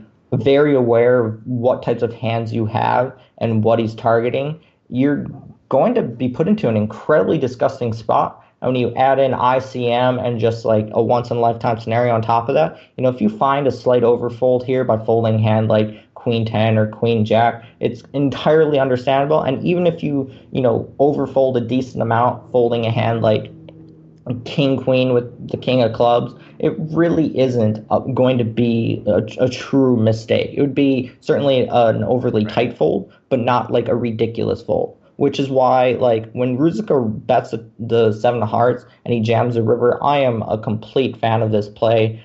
Yes, it's high variance, but it's a type of high variance situation that applies incredible amounts of pressure on your opponents. And if you can put them into incredibly difficult and awkward situations with the mid to high parts of their range, you're going to be running a great bluff. Yeah, super interesting there. It's an interesting hand, great analysis. I have to wonder whether Rajishka was watching the heads up thinking, shit, how did I run into the one time that this guy, every 3 barrel that Queen pulled off, Veo just ends up folding top pair, second pair, all this kind of stuff. And I happen to run into him when he flops a set on the dry run out board. He must feel like he ran super bad. So Wojtek Rajishka ends up, like I mentioned, being, ending after the countdown of the stacks, end up having less than a blind, ends up putting it in the very next hand, and of course busting. Next big hand that was quite interesting. It's definitely an interestingly played hand by Johnny Backs on this one. one. So on this hand, which is hand number 125, Michael Ruan raises to 2.3 million under the gun. I think we're still at 500,000, 1 million. Ruan on this hand, he has the Queen 8 of diamonds. Gordon Vail calls on the button, and Johnny backs Cliff Joseph. He defends in the big blind, and he's got Ace Jack, and he's got the Ace of diamonds, which will become relevant on the flop, which is Jack of diamonds, 10 of diamonds, 8 of spades. So a very, what they call a very dynamic board, very draw heavy in every way. Cliff flopping top pair. He ends up leading out from out of position, donk betting, as you will, for 4 million, and both of his opponents called. The turn's a jack to give back trips. He bets 8 million. This time it's just Ruan calls with his bottom pair and flush draw, and Veo folds, and they go into the river, which is the 6 of hearts. So the final board is Jack 10 8, Jack 6 with the missed flush draw. Cliff Josephy moves all in for 28 million effective. Ruan has not improved from his third pair on the flop, so he's basically got jacks and eights with a queen. Thinks about it for a while, and he folds. And Josephy, shoving for value, ends up winning this pot. This was sort of the last stand for Ruan. He had multiple outs to win this hand, but this was sort of his last significant hand before busting. So the flop decision is probably the most interesting here. You flop top, so you're in Cliff Josephy's, you've offended your big blind in a three-way pot. You flop top pair, but obviously not a hand that you're in love with when you're this deep. Jack 10-8, you've got ace jack with the top pair backdoor flush draw, and the whole world is out there. What's your kind of approach to playing a hand like this? I mean, I'm really not much of a fan of this lead. I understand why he's doing it, but you get put into some really bad situations. So I see the main upside of leading here is that you're denying a lot of free cards from hands that are going to check back that will probably fold to this, that have a ton of equity. Let's say a hand like, I don't know, trying to think of exactly, maybe a hand like exactly Queen 10, Queen 8, where you lead fairly large. They might just find fold, which, you'd be fine with. Maybe hands like, Ace 9, when you lead for half pot here, will probably find a fold. So there are some hands that when you lead here, that have a ton of equity that will find even like fold King at 7, 8. I mean, yeah, like even some random hand like King 7, which is not necessarily like in people's ranges, like that's got a gut shot and an overcard. That's that sort of thing. Like just these are hands that are slammed, like a King 7 on this would be a slam dunk fold, or just random hands that have a 7 and a queen in them somehow. So I understand his desire to lead, but doing it with a hand like Ace Jack, it's like if you get raised here, especially as some people will view your leading range as hands that will either have very easy lead folds or will have very easy get it ins, I think you're kind of allowing your opponents to leverage you off of a ton of equity with pretty great ease. Let's say, we're in position and have a hand like King Queen against him. I wouldn't blame someone for wanting to raise this flop against him. When his range looks like what it does, you're just going to apply so much pressure against him that he's going to fold a lot of hands that, normally might have checked, check called if he had checked. So I see the issue with raising. He's either going to fold, he's either going to fold his easy to fold hands, or you've given him an easy 3-bet jam with, say, pocket eights or something that he was you really wanted to get it in with, and then you sort of realize, oh, okay, well, I'm beat now. Like this is a snap fold for me, that kind of thing. So yeah, you sort of say that like I mean, do you like Cliff's lead if he had something appreciably weaker like Ace 8 or something like that, almost, just so you can fold? Maybe not as weak as Ace 8, but maybe similar type hands. Like let's say he had 8-9 here. I like leading here a lot. 10-9, even Jack 9 would be fine, although I think Jack 9's too strong. Pocket 9s. If he has a hand like, I don't know, 9-6.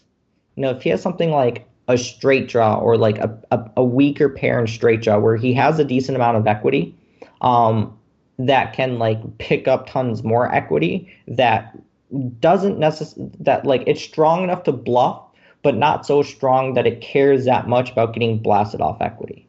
If that makes it. And I think I think an additional problem is not just getting raised.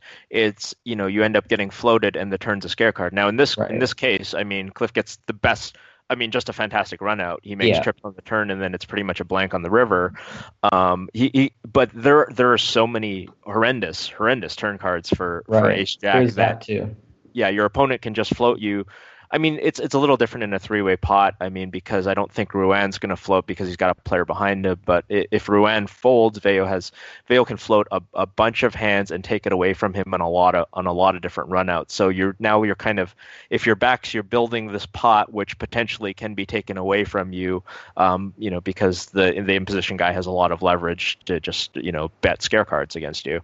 Something else to consider is, so by leading, what he's doing is he's splitting his range. He has a range that checks and he has a range that leads. And anytime you split your range like this, it makes it a lot more harder to build it, a lot more difficult to build it in a way that is incredibly well and easy to play all of it.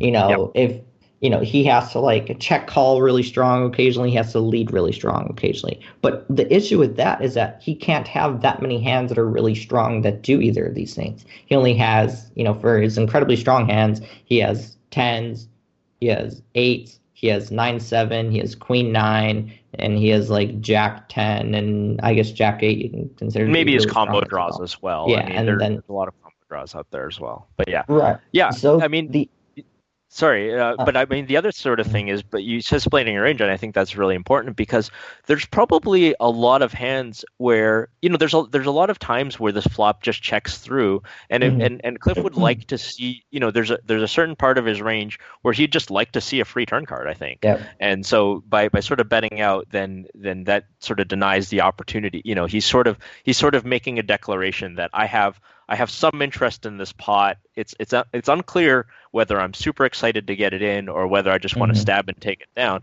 but I have some interest in this pot. And so, sort of in a balanced range kind of way, he's taking away from the times that he might potentially get a free card.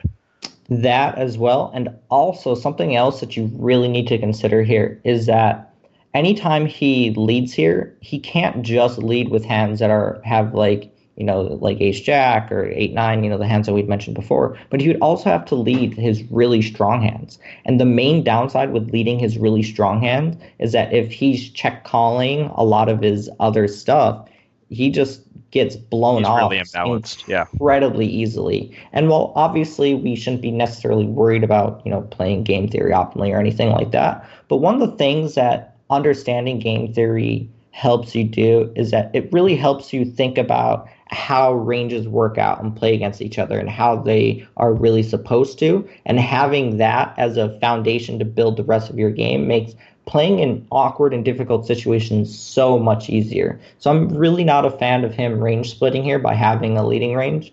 And if he does, I think he needs to have it be a little bit more polarizing.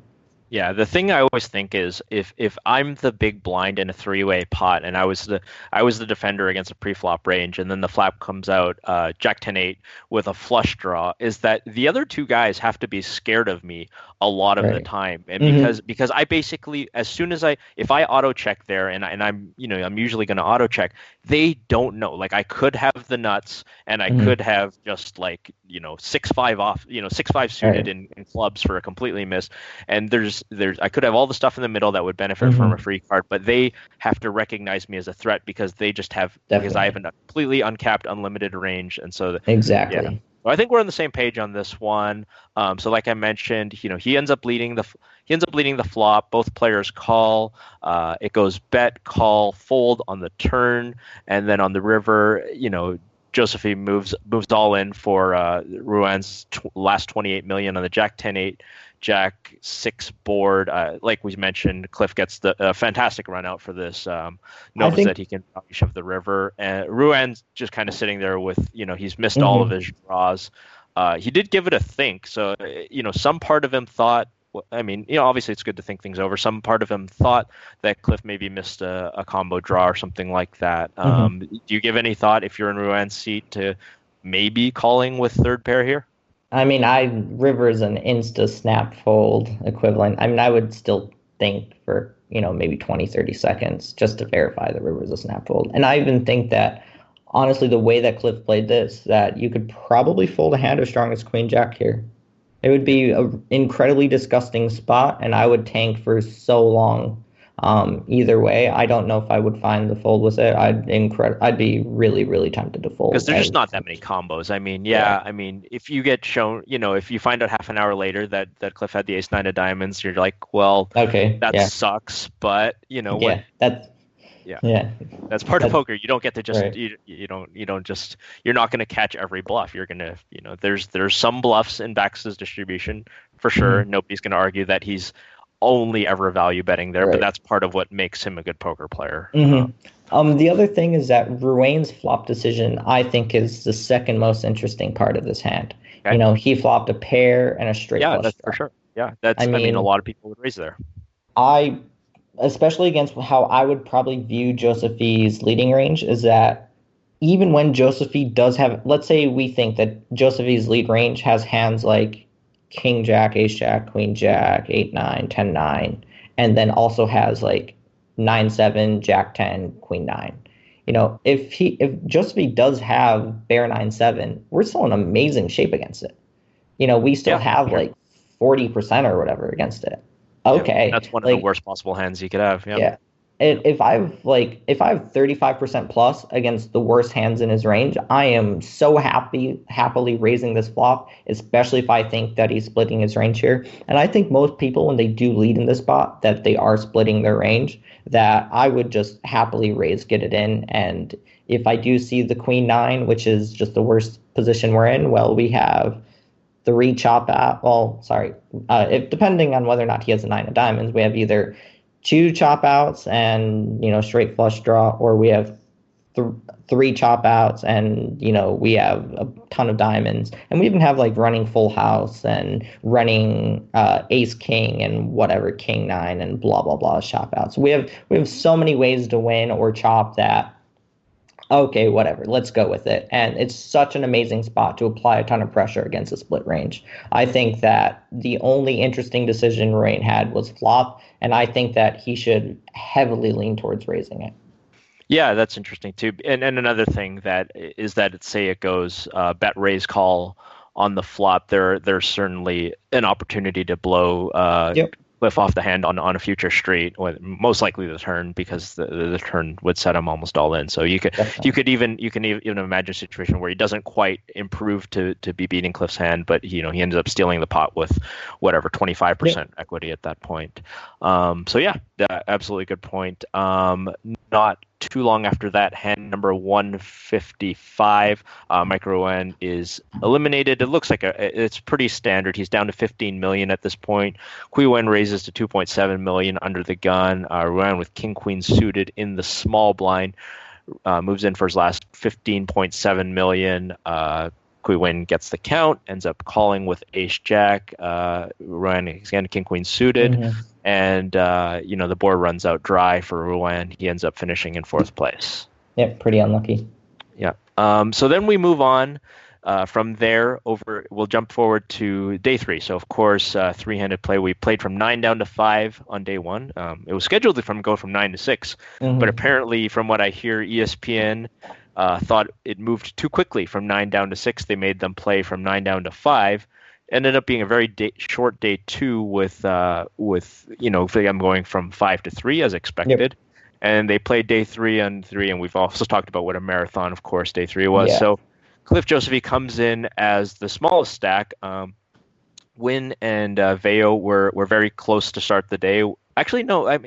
Sorry. I think Win had a very substantial chip lead to start. Win had a pretty large chip lead, yeah. Yeah, Josephi was definitely the shortest stack. There was a clear number 1, 2, and 3, and looked like something was going to need to happen for backs. This was interesting. I don't know if you actually watched the hand or if you just read about it. Did you watch the hand? Yeah, I watched it play out. Okay. So I'll give you the sort of dry play-by-play, and then we can talk about sort of the theatrics that accompanied this hand. But it's interesting. So three-handed, of course, on the button. Kui Wen, the button is of course under the gun three-handed. Raised to 2.7 million on the button. Cliff Josephy three bets to 8.5 million out of the small blind, and Cliff's got ace queen, and Win has ace four offsuit, and Win quickly four bets to almost 21 million, and Cliff Josephy moves all in for 50 million, effective 49.8 million. Win figures he's priced in at this point and calls. So this is kind of, I mean, I was watching this and this was like, this is sort of the downside of playing the way that Kui Wen did. On the other hand, on one hand, he's trying to increase variance. He's trying to, he's trying to put pressure on people. But to me, this was a bit of a car wreck of a hand. So let's talk about, I mean, the button raise is obvious and the three bet is obvious from Cliff. So let's move it over to, if you're in Kui Wen's shoes, how do you handle playing a hand like ace four when you're talking about, there's a three bet that's 8.5 million and we've got an effective stack of 50 million. I think it's honestly, I think it's a really interesting situation. I'd be very tempted to four bet as well. And I think you can argue a couple different things for his four bet. I think you can argue that it was slightly too large as he has position. And I think a lot of Cliff's three bet range will, like the parts of Cliff's three bet range that's bluffing, a good chunk of it will just snap fold to the four bet.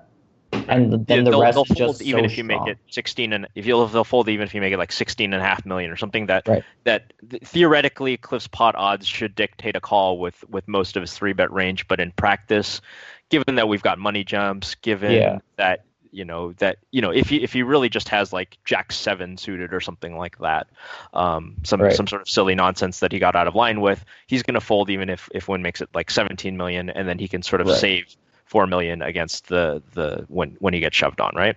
Right. So if I do four bet, which I don't mind doing, I would probably four bet to either around 17.5 million, or I would take it to the opposite side of that and I would jam. Right. The reason why I would do either the 17 million or the jam is I think the jam has a ton of full equity against a hand. Let's say, and I'm very confident that Cliff would three bet these types of hands. Let's say Cliff does three bet hand like ace 10 suited or ace jack suited. You're three-handed, you're pretty deep, they're pretty solid value. Three bets against Kui is going to peel a lot and has a really wide range. And if Kui decides to four bet you, they're really easy jams.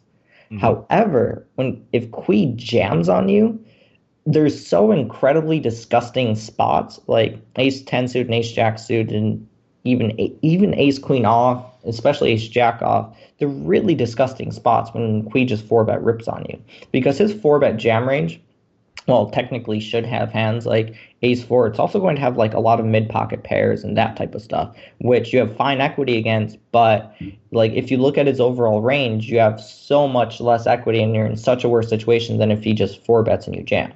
If he four bets, you have the easiest jam ever with ace jack suited. But if he jams on you, it's probably a call, but it's not one that you make with any degree of happiness, especially in this big of a situation, especially with this amount of money in line, especially with this type of structure, and especially having position on him. I do three bet call ace jack suited against a jam, but I am incredibly unhappy with it, and I maybe even occasionally fold just because of the situation. So I'd much prefer him going to 17 million or just jamming. However, once he does four bet to 21 million, I still think it's a fold. If you think about what Cliff's jamming range is, it's just going to be the big suited aces for the most part. Maybe he could go as low as like ace 10 suited that he could have as a three bet, and he can go as low as like ace jack off, and he can go probably as low as like nines against Kui, maybe even eights as a three bet. But let's just call it nines plus, ace jack plus, ace 10 suited, and Kui has the ace four off. So I'm not even sure about that. I mean, I think he might even jam all the way down to sevens, just because. I mean, does he? Seven. A hand like sevens is too good I think too good to fold. And I agree with that, but I don't think he has it in his three bet range. Yeah. Okay. I mean, yeah, that's true. I mean, maybe he just flats with the hands like 7 6s, but they Right. are, if he, people do make mistakes in the moment. I Yep. mean, I'm sure theoretically he might not, he might agree with you, but if he just decides, okay, I'm in the small blind, and whatever thing Mhm. is going through his head at the time, if you woke him up and put him in that situation, he just thinks, God, this is too much hand to fold against this really Right. aggro opponent. Certainly does four bet, Oh so I yeah. might as well just I stick it mean, in from out of position. if he three bet sevens, he's definitely jamming.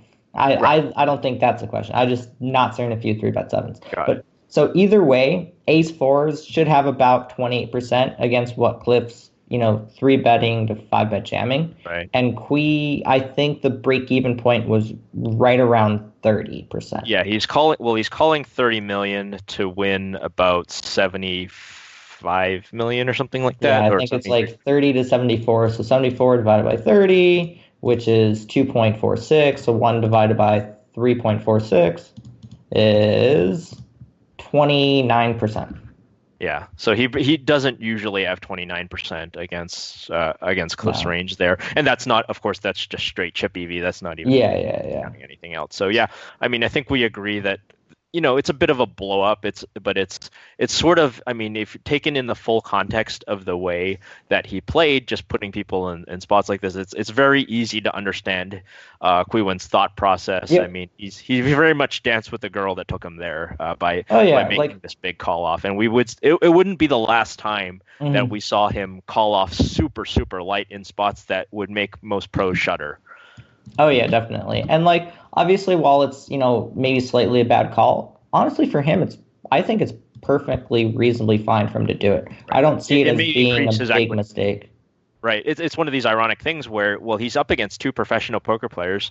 So taking slightly the worst of it, it's sort of like, if I were heads up against Phil Ivey, kind of that Oh yeah. spot, or just an elite level player, and you're telling me I'm chip EV wise getting it in the worst of it, but I have the spot to bust him. Well, maybe I'm going to take that because, I Yeah, don't if want to it's play close small enough. ball all day against Phil Ivey.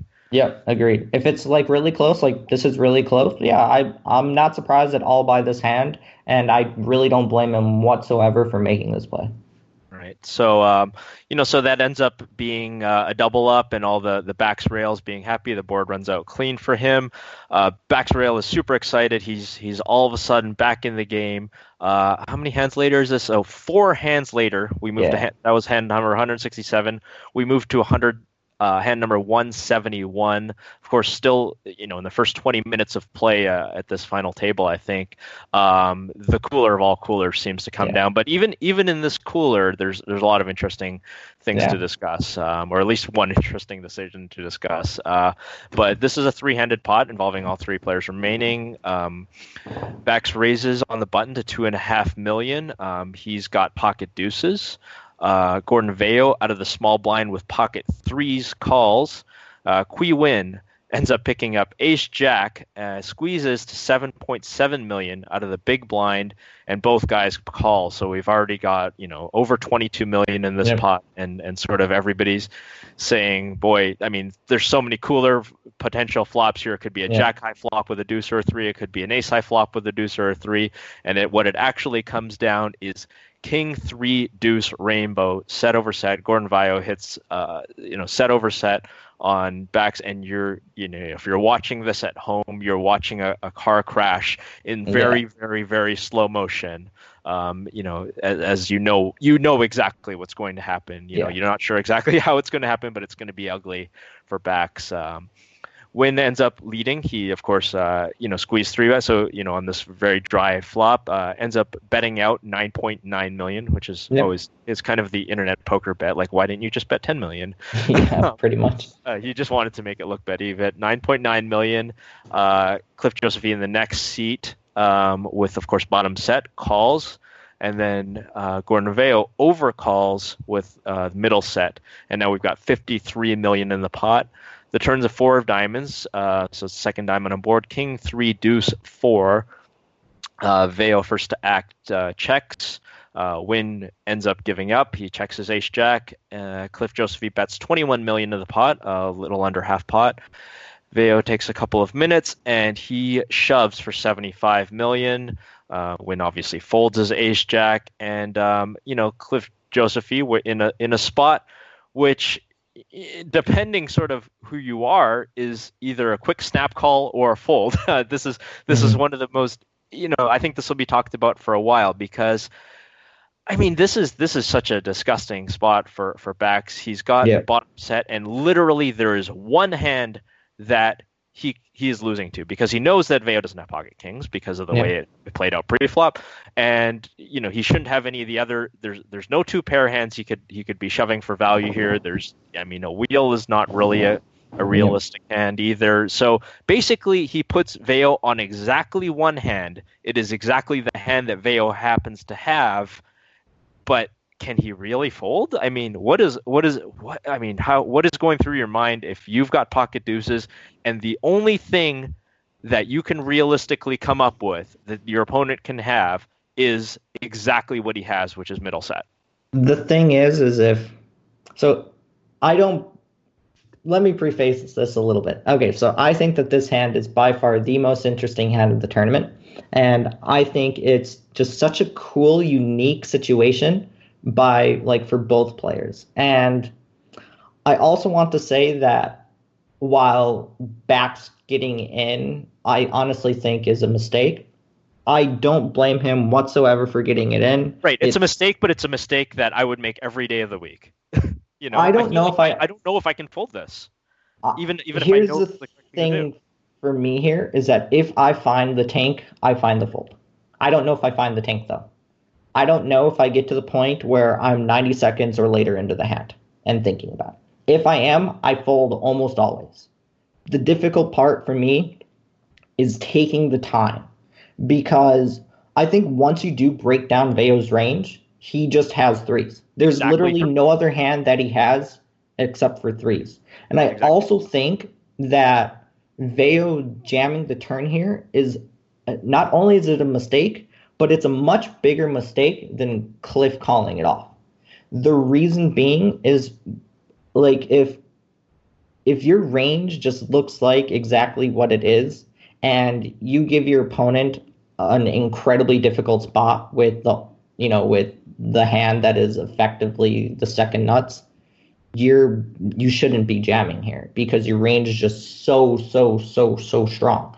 And the thing is that, let's say that Cliff did have a hand like King Queen, and it wasn't King Queen opportunity to get away from it.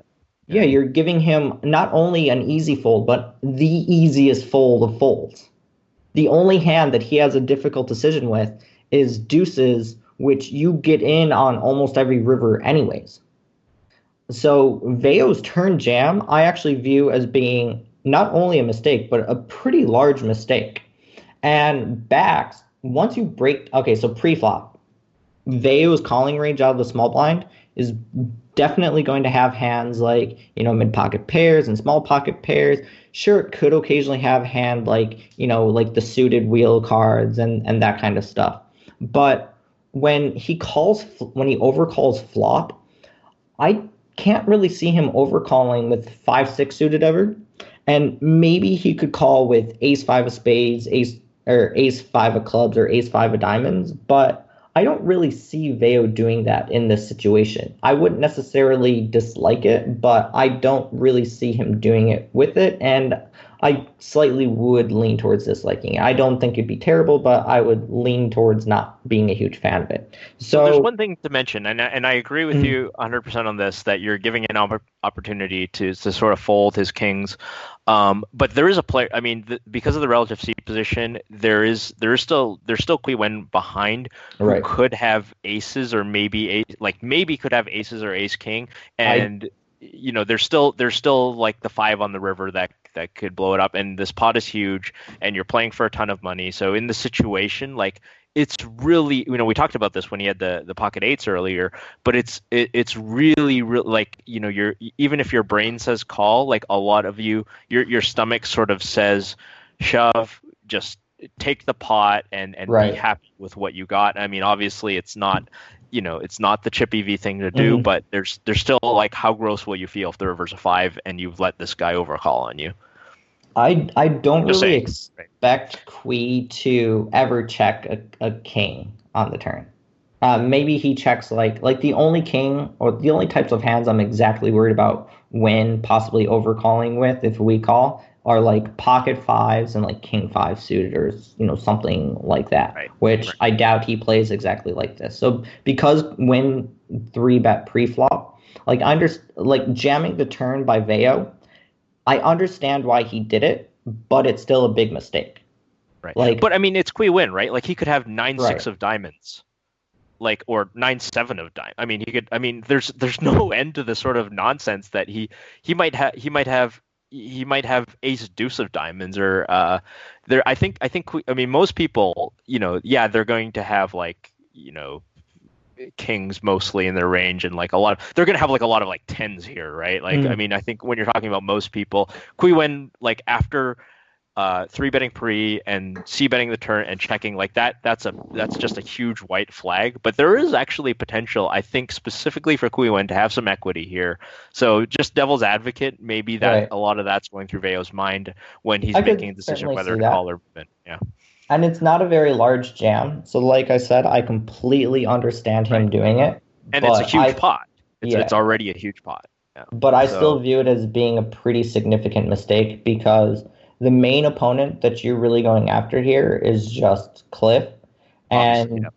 and like Cliff's range that calls your turn jam is deuces, and he might find a fold with it. Right. I mean, it's an Okay. insane fold, but if you think about it, like I said, and I honestly believe this, that if Cliff tanked for longer than 3 minutes, or especially longer than like 4 minutes, I think he folds a very high percentage of the time. Oh, And boy. I think I mean, that if that's I personally tank longer than 4 minutes, I'm probably always folding. I think if you're in like your regular cash game, I think you can find a fold here. I just think under the pressure cooker situation, like realistic, like I'm not giving you a hard time about this, and Mhm. I'm not, Oh, no, I'm not checking your ego on anything like this. But Right. you telling me that you can find a fold here, like yeah, I believe you that you could fold if you're just sitting there playing your 25-50 cash game, live poker or whatever. I mean, I believe you. I believe that you can find a fold, and I believe a lot of people can find a fold here. I don't know if you can if you're at the World Series final table and those lights are on you, and you've been sitting here for 6 hours and 3 days, and you flopped Right. bottom set on a dry board, that you can actually make this fold because there is some probability that Vale's lost his mind. I mean, we've seen people blow up and lose their Right. mind. You don't really know what's going on in people's head. I think it's This is so true. much easier to say that you can fold, from your living room, right? The hard part for me is that, so I do believe that I will fold almost always if I get to 4 minutes plus in the hand. I don't know if I get to 4 minutes though. I don't even know if I get to 2 minutes. I could honestly see that I have a set here and snap call it off without thinking about it at all. So for me, it's not like, I'm not saying that I will fold it always here. I don't even think I fold it maybe I do fold it like 40% of the time or 30% of the time, because that's about what I think I get to the tank with. I think I could be tired enough. I think I could just expect him blowing up enough. And I think I could just overvalue my hand enough here that when he jams, I don't even think about it and snap it in. Because like, obviously, if you think about it in game theory wise, it's a fist pump snap call. You don't even consider it. You're never supposed to fold a hand this strong based on game theory. It's not, you aren't even supposed to think about it. But the thing is, in order for this to be a call, Veo has to be turning like King 10 or King Jack into a bluff, which is insane. And there are people who can do that, but like to do it in this exact situation, that actually makes it just more of an easy fold. Let's say this was like the big 109 final table or something equivalent. I fist pump it in and don't even consider it, and it's the easiest get it in. And if he has it, okay. And I'll even put him on it a lot, and I'll still just snap it in. But I think in this scenario, if I can find the tank, I fold. I don't know if I find the tank, though. I probably only get to the tank 20, 30, 40% of the time. I think that's the hard part. The hard part is forcing yourself to think it through. And it's something that I've personally have to put a ton of work into doing, to always force myself to think it through, unless I just have like the absolute actual nuts. And it's the rest of the time, though, I think it through. And maybe here I'm tired enough, I'm unfocused enough, it's been a long grind, and I don't think it through. I could see myself doing that. So I'm not saying I fold it often. I'm saying if I find the tank, I fold it. And I think if Josephy found the true tank, that if he took longer than 4 minutes on this hand, he folds it.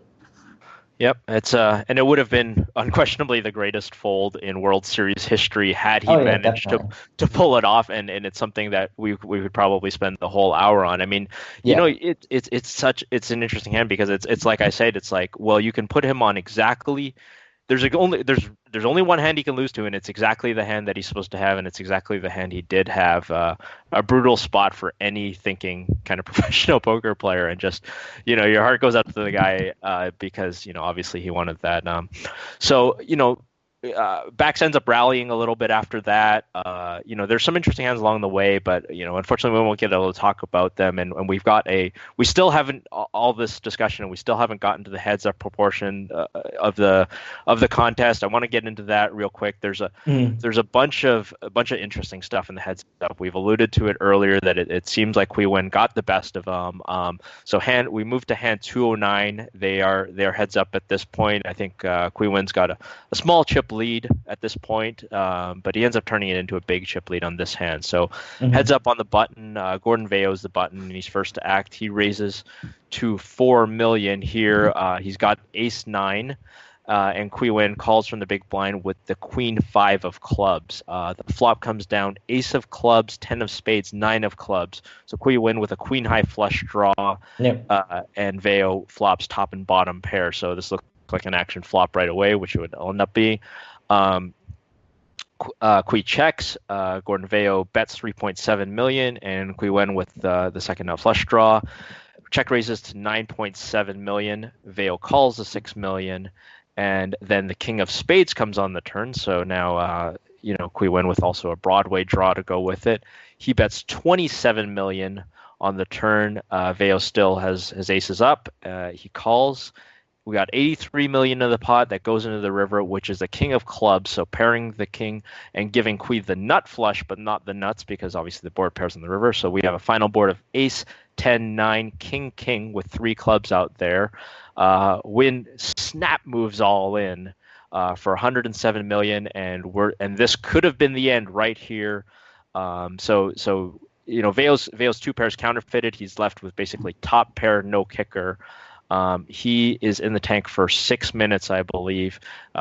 Finally folds. This would actually, you know, set the stage for the rest of the tournament. You know, Queen, you know, this was we mentioned a snap shove. I think sorry, we skipped over it earlier, but just before, when we were still a 3-handed play, Queen snap shoved on a bluff. This time he snap shoves with after making his hand, and Vayo eventually finds a fold. Your thoughts on this hand? I think post flop is played about as close to perfectly as possible by both players in this hand. I mean, you can argue that Wynn's turn bet's a little big, but like really post flop, I really enjoy how both players played it. The only thing I dislike, and I think this pre-flop strategy by Vayo was used by him for the most part, was him 2.5x in the button. Not only do I think 2.5x, if you're raising, is way too large, I think you should just be min raising, but I also think just raising is not good here. Like, yeah, I sort of thought that too as I was thinking this. Like, if I'm the pro against this inexperienced player, I'm going to be limping an awful lot. I mean, maybe even 100%, right? Yeah, I would be limping everything. I wouldn't have a raising range. And against a player like Kui, you want to keep your stack to pot ratio soon. You want to be as deep effective as possible. Like, if you could play against Kui where the blinds never go up and you're a really good heads up player, you're going to beat him a ridiculously high percentage of the time for all of it. But you know, the main event, it's 2-hour levels. It's not quite the same as that, but it's as close to it. And if you just keep it as deep as possible and you play really well heads up and post flop, you're going to just destroy him. So I really dislike. But that relies on actually being the better player and actually getting these advantages. And we would see later on. I mean, it was. I mentioned this off the top. It wasn't the 39-year-old guy who got tired and sort of gave up and just did all this stuff. And we're going to see a few more examples of this. It was the young kid who really just got outlasted in this battle of endurance, and he, I think, to some extent, mentally broke due to how long it was. So it you know, in this I absolutely agree. Yeah, like kind of looking back on it, it's almost like the young pro needs to take the high variance line against the recreational player. So It's kind of insane. But so pre-flop, you kind of think that the pro should kind of play small Yep. ball through the way through. So you mentioned when sizing on the turn. I thought it was clear by sizing this on the turn that there was a very good chance he was shoving 100% of rivers, Yeah, like whether I he made agree. it or not. He just figured, okay, if it comes a club or a jack, I'm shoving for value. If it comes an air ball, I'm shoving to get him off Yep. of his ace rag, which presumably I think Win puts him on this point. Hmm. And that's why he was able to just basically dealer peels off the river and he says all in before the Yep. card hits the fell practically. And Veo, it's I don't know if it's the worst card in the deck for him, but it's certainly up there on the list. It counterfeits him Yeah. flush. I mean, Veo's tank is, I don't think he was ever really close to calling at all. I just think he was I agree. disgusted by it. Yeah, I'm sure he's disgusted by. He's like, why did this occur to me? Like the first 2 minutes is him essentially going through that, and then the rest of it is just him just analyzing and thinking about it. Because like he still beats some hands. He beats like 7-8. He beats like Jack 8, and he beats just Quee being Quee. But I think like on this river card, it's definitely a fold. Like you just aren't high enough up in your range. Let's say Veo did somehow have a hand like, I don't know, if he somehow had a king, I think it's in such a disgusting spot that you could argue for both, and it would be whatever probably. Maybe I would slightly lean towards folding for me personally, just because of how I would view my edge, but it would be whatever. But I think if he called here with an ace, it would be a pretty significant mistake. So I think both played this hand perfectly. I like it by both, except for pre-flop by Veo. Yeah, I mean, I think, yeah, it's hard to imagine a situation where you're the king. I think Veo's minimum calling hand here is some sort of baby flush, realistically, and he has to call if he has a baby flush, I think. Oh yeah, it's a slam dunk, hate my life, like beat him into the pot with it, and then just see if you win. I guess Queen Jack too. I mean, yeah. Same with those. Like those hands against Queen, you just can't fold. Anytime you're near the top of your range against them, you just can't. You just don't. You just go broke. We'll see that later on. The next hand, so that was a hand where Quee opened up a pretty substantial lead. He's got over a 2-1 chip lead at that point. The next hand is an all-in pre-flop, and I mentioned this off the top. This happened around, I think, 10 p.m. It could have been the end. Veo raises to 5 million on the button, which again you don't like, and Quee went 3 bets to just under 15 million. So Veo here with Ace Jack, we went 3 betting with King 9 suited, which I think a lot of people wouldn't do because of exactly what Veo does. It gives Veo a very easy move in for 58.6 million. And again, another spot where I think pros would figure, well, I probably should fold here, but Quee Wen was here and tried to finish him off right away. Yeah. So I don't think I like. I mean, obviously, I don't like the way Quee Wen played this hand. But again, another spot where he just, he ends up having 40% pot equity with all the money in the middle, and I don't know if there's that much to talk about in this hand, but I think Gordon Veo doubles up. Right. I think the only decision points are Veo shouldn't be raising pre, and I think that once Win shouldn't be 3-betting a hand as strong as King 9 suited. Like it's too strong to bluff, and it's not strong enough to go for value on. But once if it's King 2 suited, we're not talking about this. Yeah, right? yeah, oh yeah, definitely. We aren't talking about it at all. But at King 9 suited, it's such a wildly different hand. And also, it's like when he does 3-bet, when he goes so large, I actually don't mind his call at all. It might actually be like chip equity fine. So I think, yeah, once he 3-bets, he probably should call it off, and I think it's fine. Yeah, might be right. I haven't run the poker stove on this at all, but yeah, that could be easy, right? As it turned out, it was very close. He had 40%. So yep. The next hand was fantastic television in every way. So at this check, I'm trying to see. So Quee Wen, I think has I think he's still I think a 2-1 chip leader at this point. So he's won some small pots at this point, and it's hand number 225. So about 40-ish hands into the heads up showdown. Gordon Veo makes a standard open to 5 million on the button with ace 9, and Kui Win makes it again 14.9 million, exact same sizing with also ace 9. Veo calls, the flop comes ace of spades, 8 of clubs, 2 of spades, so ace 8 deuce with 2 spades. Make a note of those 2 spades. Win leads out for 17.9 million. He's really big on the internet poker size. 17.9 instead of the 18 million, which drives me crazy online. I don't know why. Veo, obviously with top pair, he's calling. I think this is a clear call. Raising would be bad, and folding would obviously be the worst thing in the world. We got 66 million in the turn. 66 million going into the turn. The turn is the 5 of spades. Neither man has a spade. And so ace 8 deuce 5, it goes check check. Both guys checking top pair for pot control, obviously. Makes perfect sense. The river's the 3 of spades, so now it's ace 8 deuce 5 3. Win again, snap shoves, 57.6 million, so that's about 5/6 of the pot right there.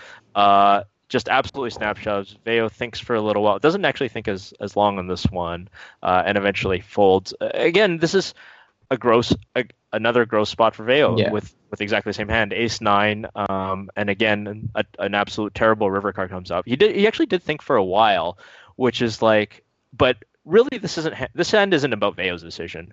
This is about when turning top pair into a bluff, like in a spot where I don't think very many pros think about this. Would do this? They certainly wouldn't snap shove the river on the 4-spade board. Are there many pros that play this hand the way that Kui Win played it? Yeah, I think some very good heads-up players and short-handed players would consider it. That's exactly what I was thinking, is that sort of amateur players would make this play, and absolute elite level players who understand the need to sort of merge their ranges would make this play. And it's sort of the thing where a mediocre pro is kind of going check and hope, right? Yeah, pretty much. Like the thing is that, so on this run out, it's ace deuce 3 5. And then it's ace 8 deuce, but 3 5. So like if you think about it, he loses to a lot of ace X. He loses to ace deuce, ace 3, ace 4, ace 5. He loses to ace 6 with the 6 of spades, ace 7, 7 of spades. He ties ace 9. He loses to ace 8. Like, I mean, obviously you can maybe consider removing a couple of those hands from Veo's range, but like when you get down to it, ace 9 loses to a lot of stuff that he has a lot of fold equity against. And the thing is that, well, I would never expect Veo to fold a hand as strong as the 9 of spades here.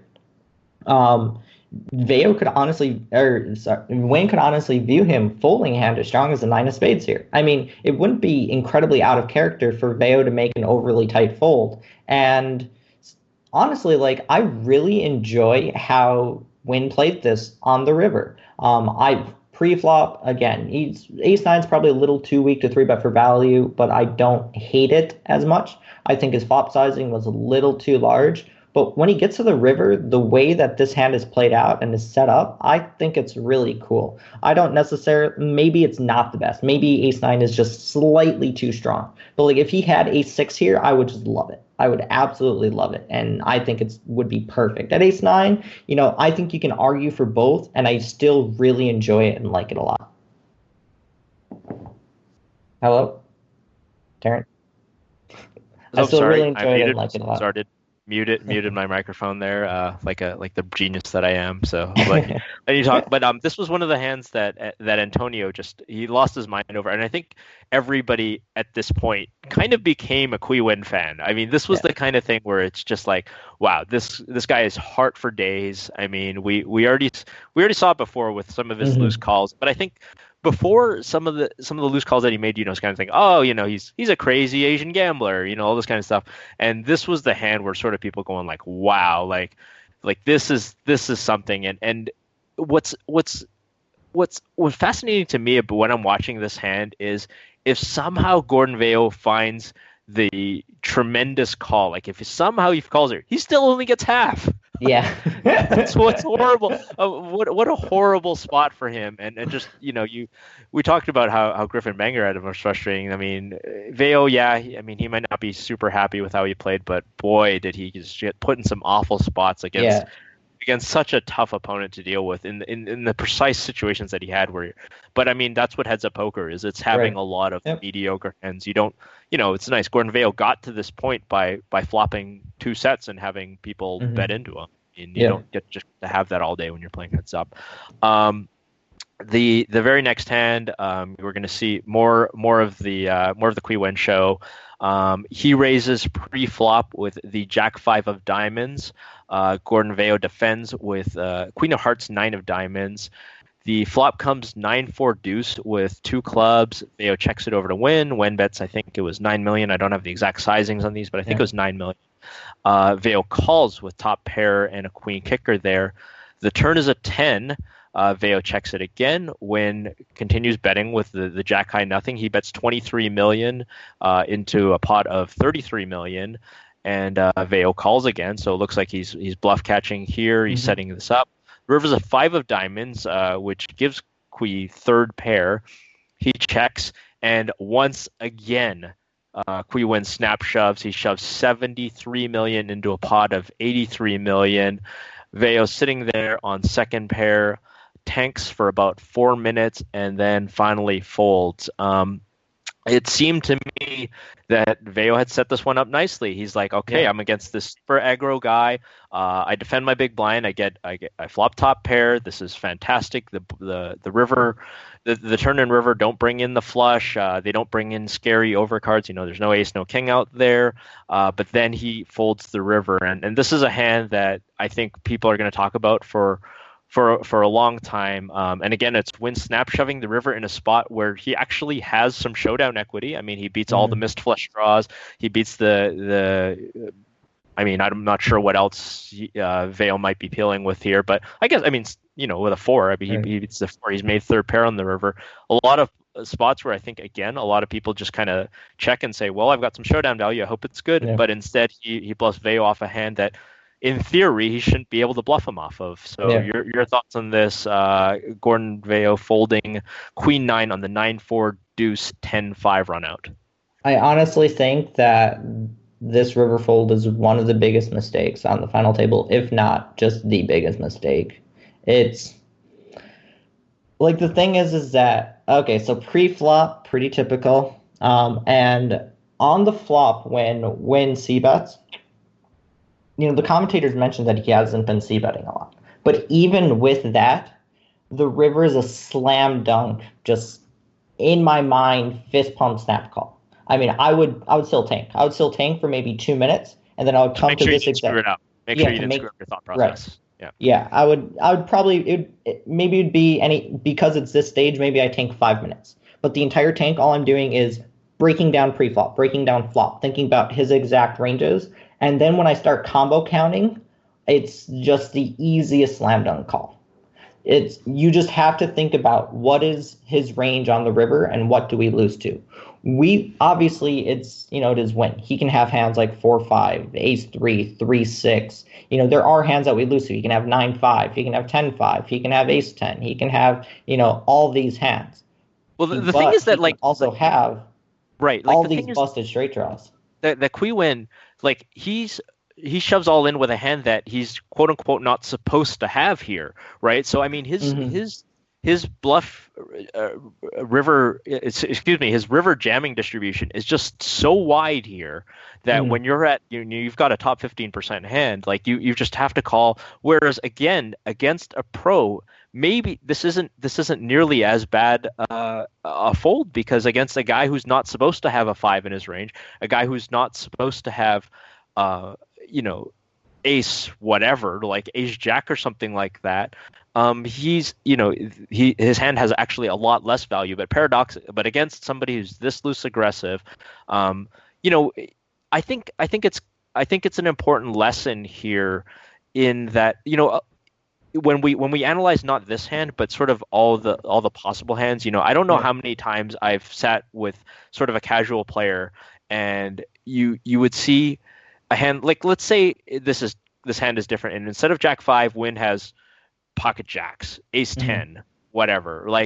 Then a lot of people, I think a lot of casual players would say that Vale, oh my God, he just gave up. Like he check called, he let the overcard get there or whatever. Like he just called and he lost, and he played this hand terribly. But if you look at the total complete range of things that Qui Wen can have here, yeah, it becomes a call, and it makes Vale look much worse that Wen turned third pair into a bluff. Like he again turned this hand that he's supposed to check back into a bluff.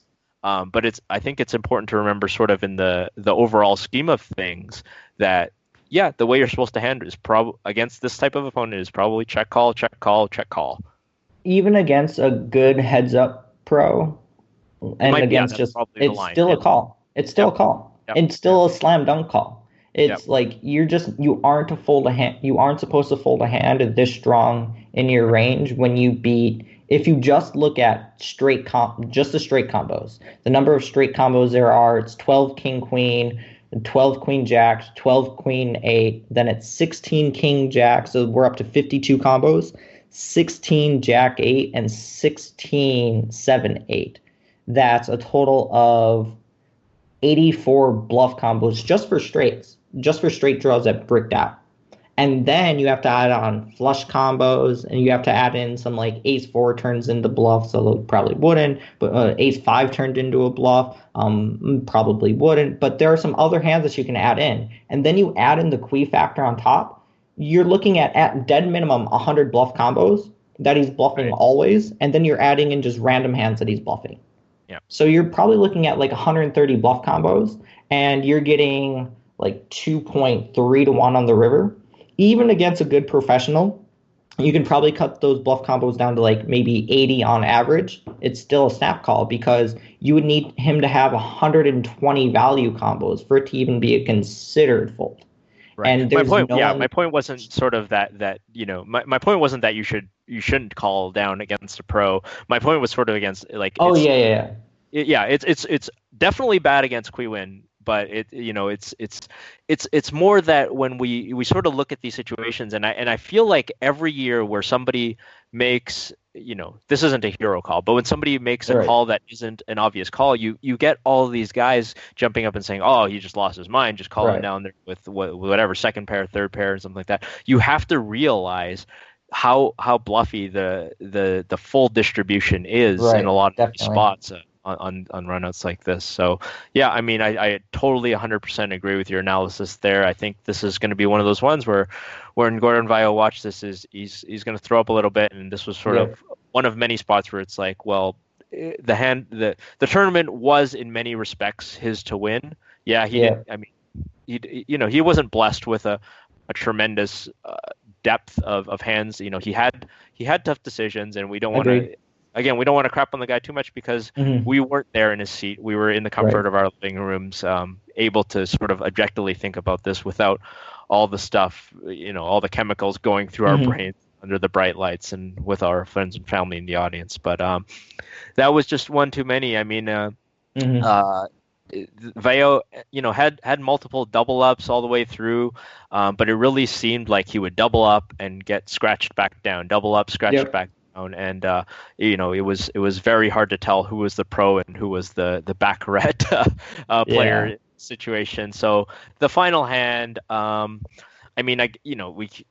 obviously we should just talk about it because it's the final hand. But Qui Wen has King 10 suited, makes it 8.5 million on the button. Veo shoves all in for 53 million with Jack 10 suited from the big blind. Wen calls with the King 10. The flop is King 9-7, the turn is a deuce, the river's a 3, so a little bit of a sweat as Veo picks up a double gut shot on there, and but the top pair of kings ends up holding. I mean, a couple, Veo's shove isn't in a vacuum bad at all. I mean, I think from if you're talking about if you wanted to play strictly jam or fold, Jack 10 suited is a strong enough hand actually to 20 big blinds. But, maybe, again, we've talked about this a few times, whether Veo should have played small ball against Qui Wen. I mean, it certainly wasn't working out very well for him. again, it's 4:30 in the morning, and it's, I think, very clear, or at least it seems to be from the play, that Veo was the one who got fatigued and was really suffering, whereas Kui Wen was just in the zone, feeling it, and he was more than happy to get in because he figured he was ahead of actually ahead of Veo's range here, which it turned out he was probably was. Yeah. Yeah, I certainly don't like the jam pre, but that's exactly why he jammed. Like, it's 4:30 in the morning. He's tired. He's kind of out of it. He certainly has not been playing his best, and I'm sure he's exhausted. I'm sure he's just exhausted in every sense of the word. And it's a fine jam pre, and he's probably just like, well, why not? Let's see if I can, either get a fold, or if he calls, well, I've Jack 10 suited, so let's go. Yeah, he knows it's not wrong. He's not going to get Monday morning quarterbacked on this kind of play. By then I saw a tweet. Somebody said, I can't remember who it was, that they should, if I'm Veo's rail, and if I'm the guy watching at home for him, I'm almost lying at him at this point to sort of just give him more confidence. If you told them the truth, like how many times you've been bluffed, how many times you've been blown off second pair, third pair, fourth pair, at this point, like, boy, your confidence, it just has to be shattered. Like, this guy's just playing circles around you. If somebody told me I'm being outplayed this bad, of course, I'm definitely shoving my 20 big blinds in with Jack 10 suited at this point. And, Jack 10 suited's almost never in terrible shape. That's the thing. And so Kui Wen, unquestionably deserving, unquestionably the better player in the heads-up portion of play here, played in a way that maximizes his chance to win. I agree. We'll sort of see what kind of enduring success that he has. He's going to have to make some style adjustments. I don't think he's going to be getting tight folds from people when he sits down at a starting table the next year and he 1.5x shoves the pot on the river. I don't know that he's going to be getting a lot of tight folds on this, but you're interesting to see. But Kui Wen is your 2016 World Series main event champion. Ryan, it's been an absolute pleasure talking with you about this stuff. I've got to jump on a ferry pretty soon. I'm going from beautiful Pender Island, British Columbia, back to Vancouver, and then I'm quickly packing my bags and jumping on a plane to Hong Kong. You are in Vegas right now, right? Yep, I am. Thank you so much for having me on. I have a lot of fun doing this as always, and can't wait for the next time to be on. Yep, I'm here in Las Vegas, playing a mixture of live stuff, traveling for bigger live stuff and online, and doing lots of coaching. So I've been having just a lot of fun, both working on my own game, helping others with their own, and just playing live again. I mean, I love live poker. It's why I play poker for a living. I truly just love what I do, and there's no better place to do it than Las Vegas. I've been here the whole time, too. What's that? I've been here. I've been listening.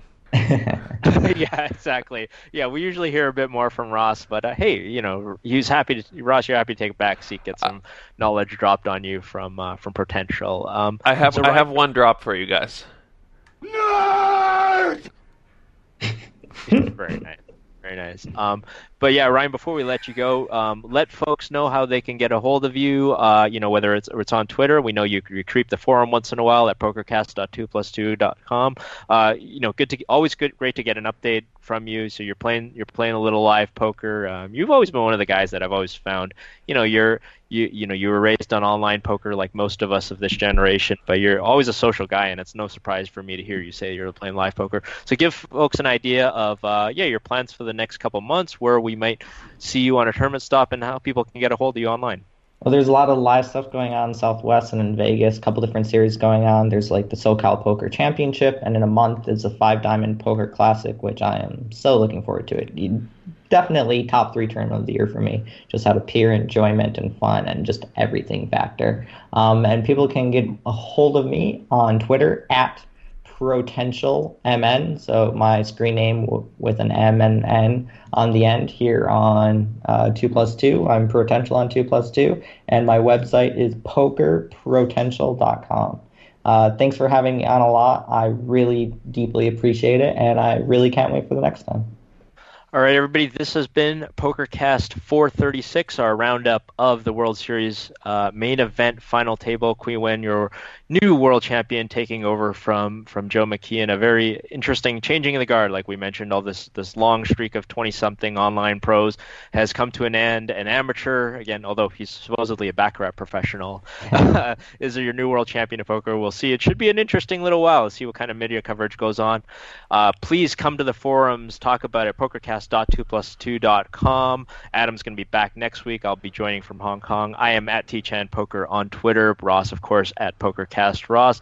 And of course, you can get it at Pokercast Adam. Join us on the forums this week. I'm sure Ryan will be jumping in there. I'll be traveling this week, but I'll catch you guys. I'm looking forward to seeing my friends on the other side of the Pacific Ocean. I'm going to hit up Macau and the PokerStars event. I think it's not an APPT event, but it's in the City of Dreams in Macau and the Asia Championship of Poker. So I'll be playing a little live poker starting out next week. But it'll be good to talk to you guys on the forum. Thanks for joining us for this special edition, November 9 final table for Ryan Laplante and Mr. Ross Henry. See you guys next week.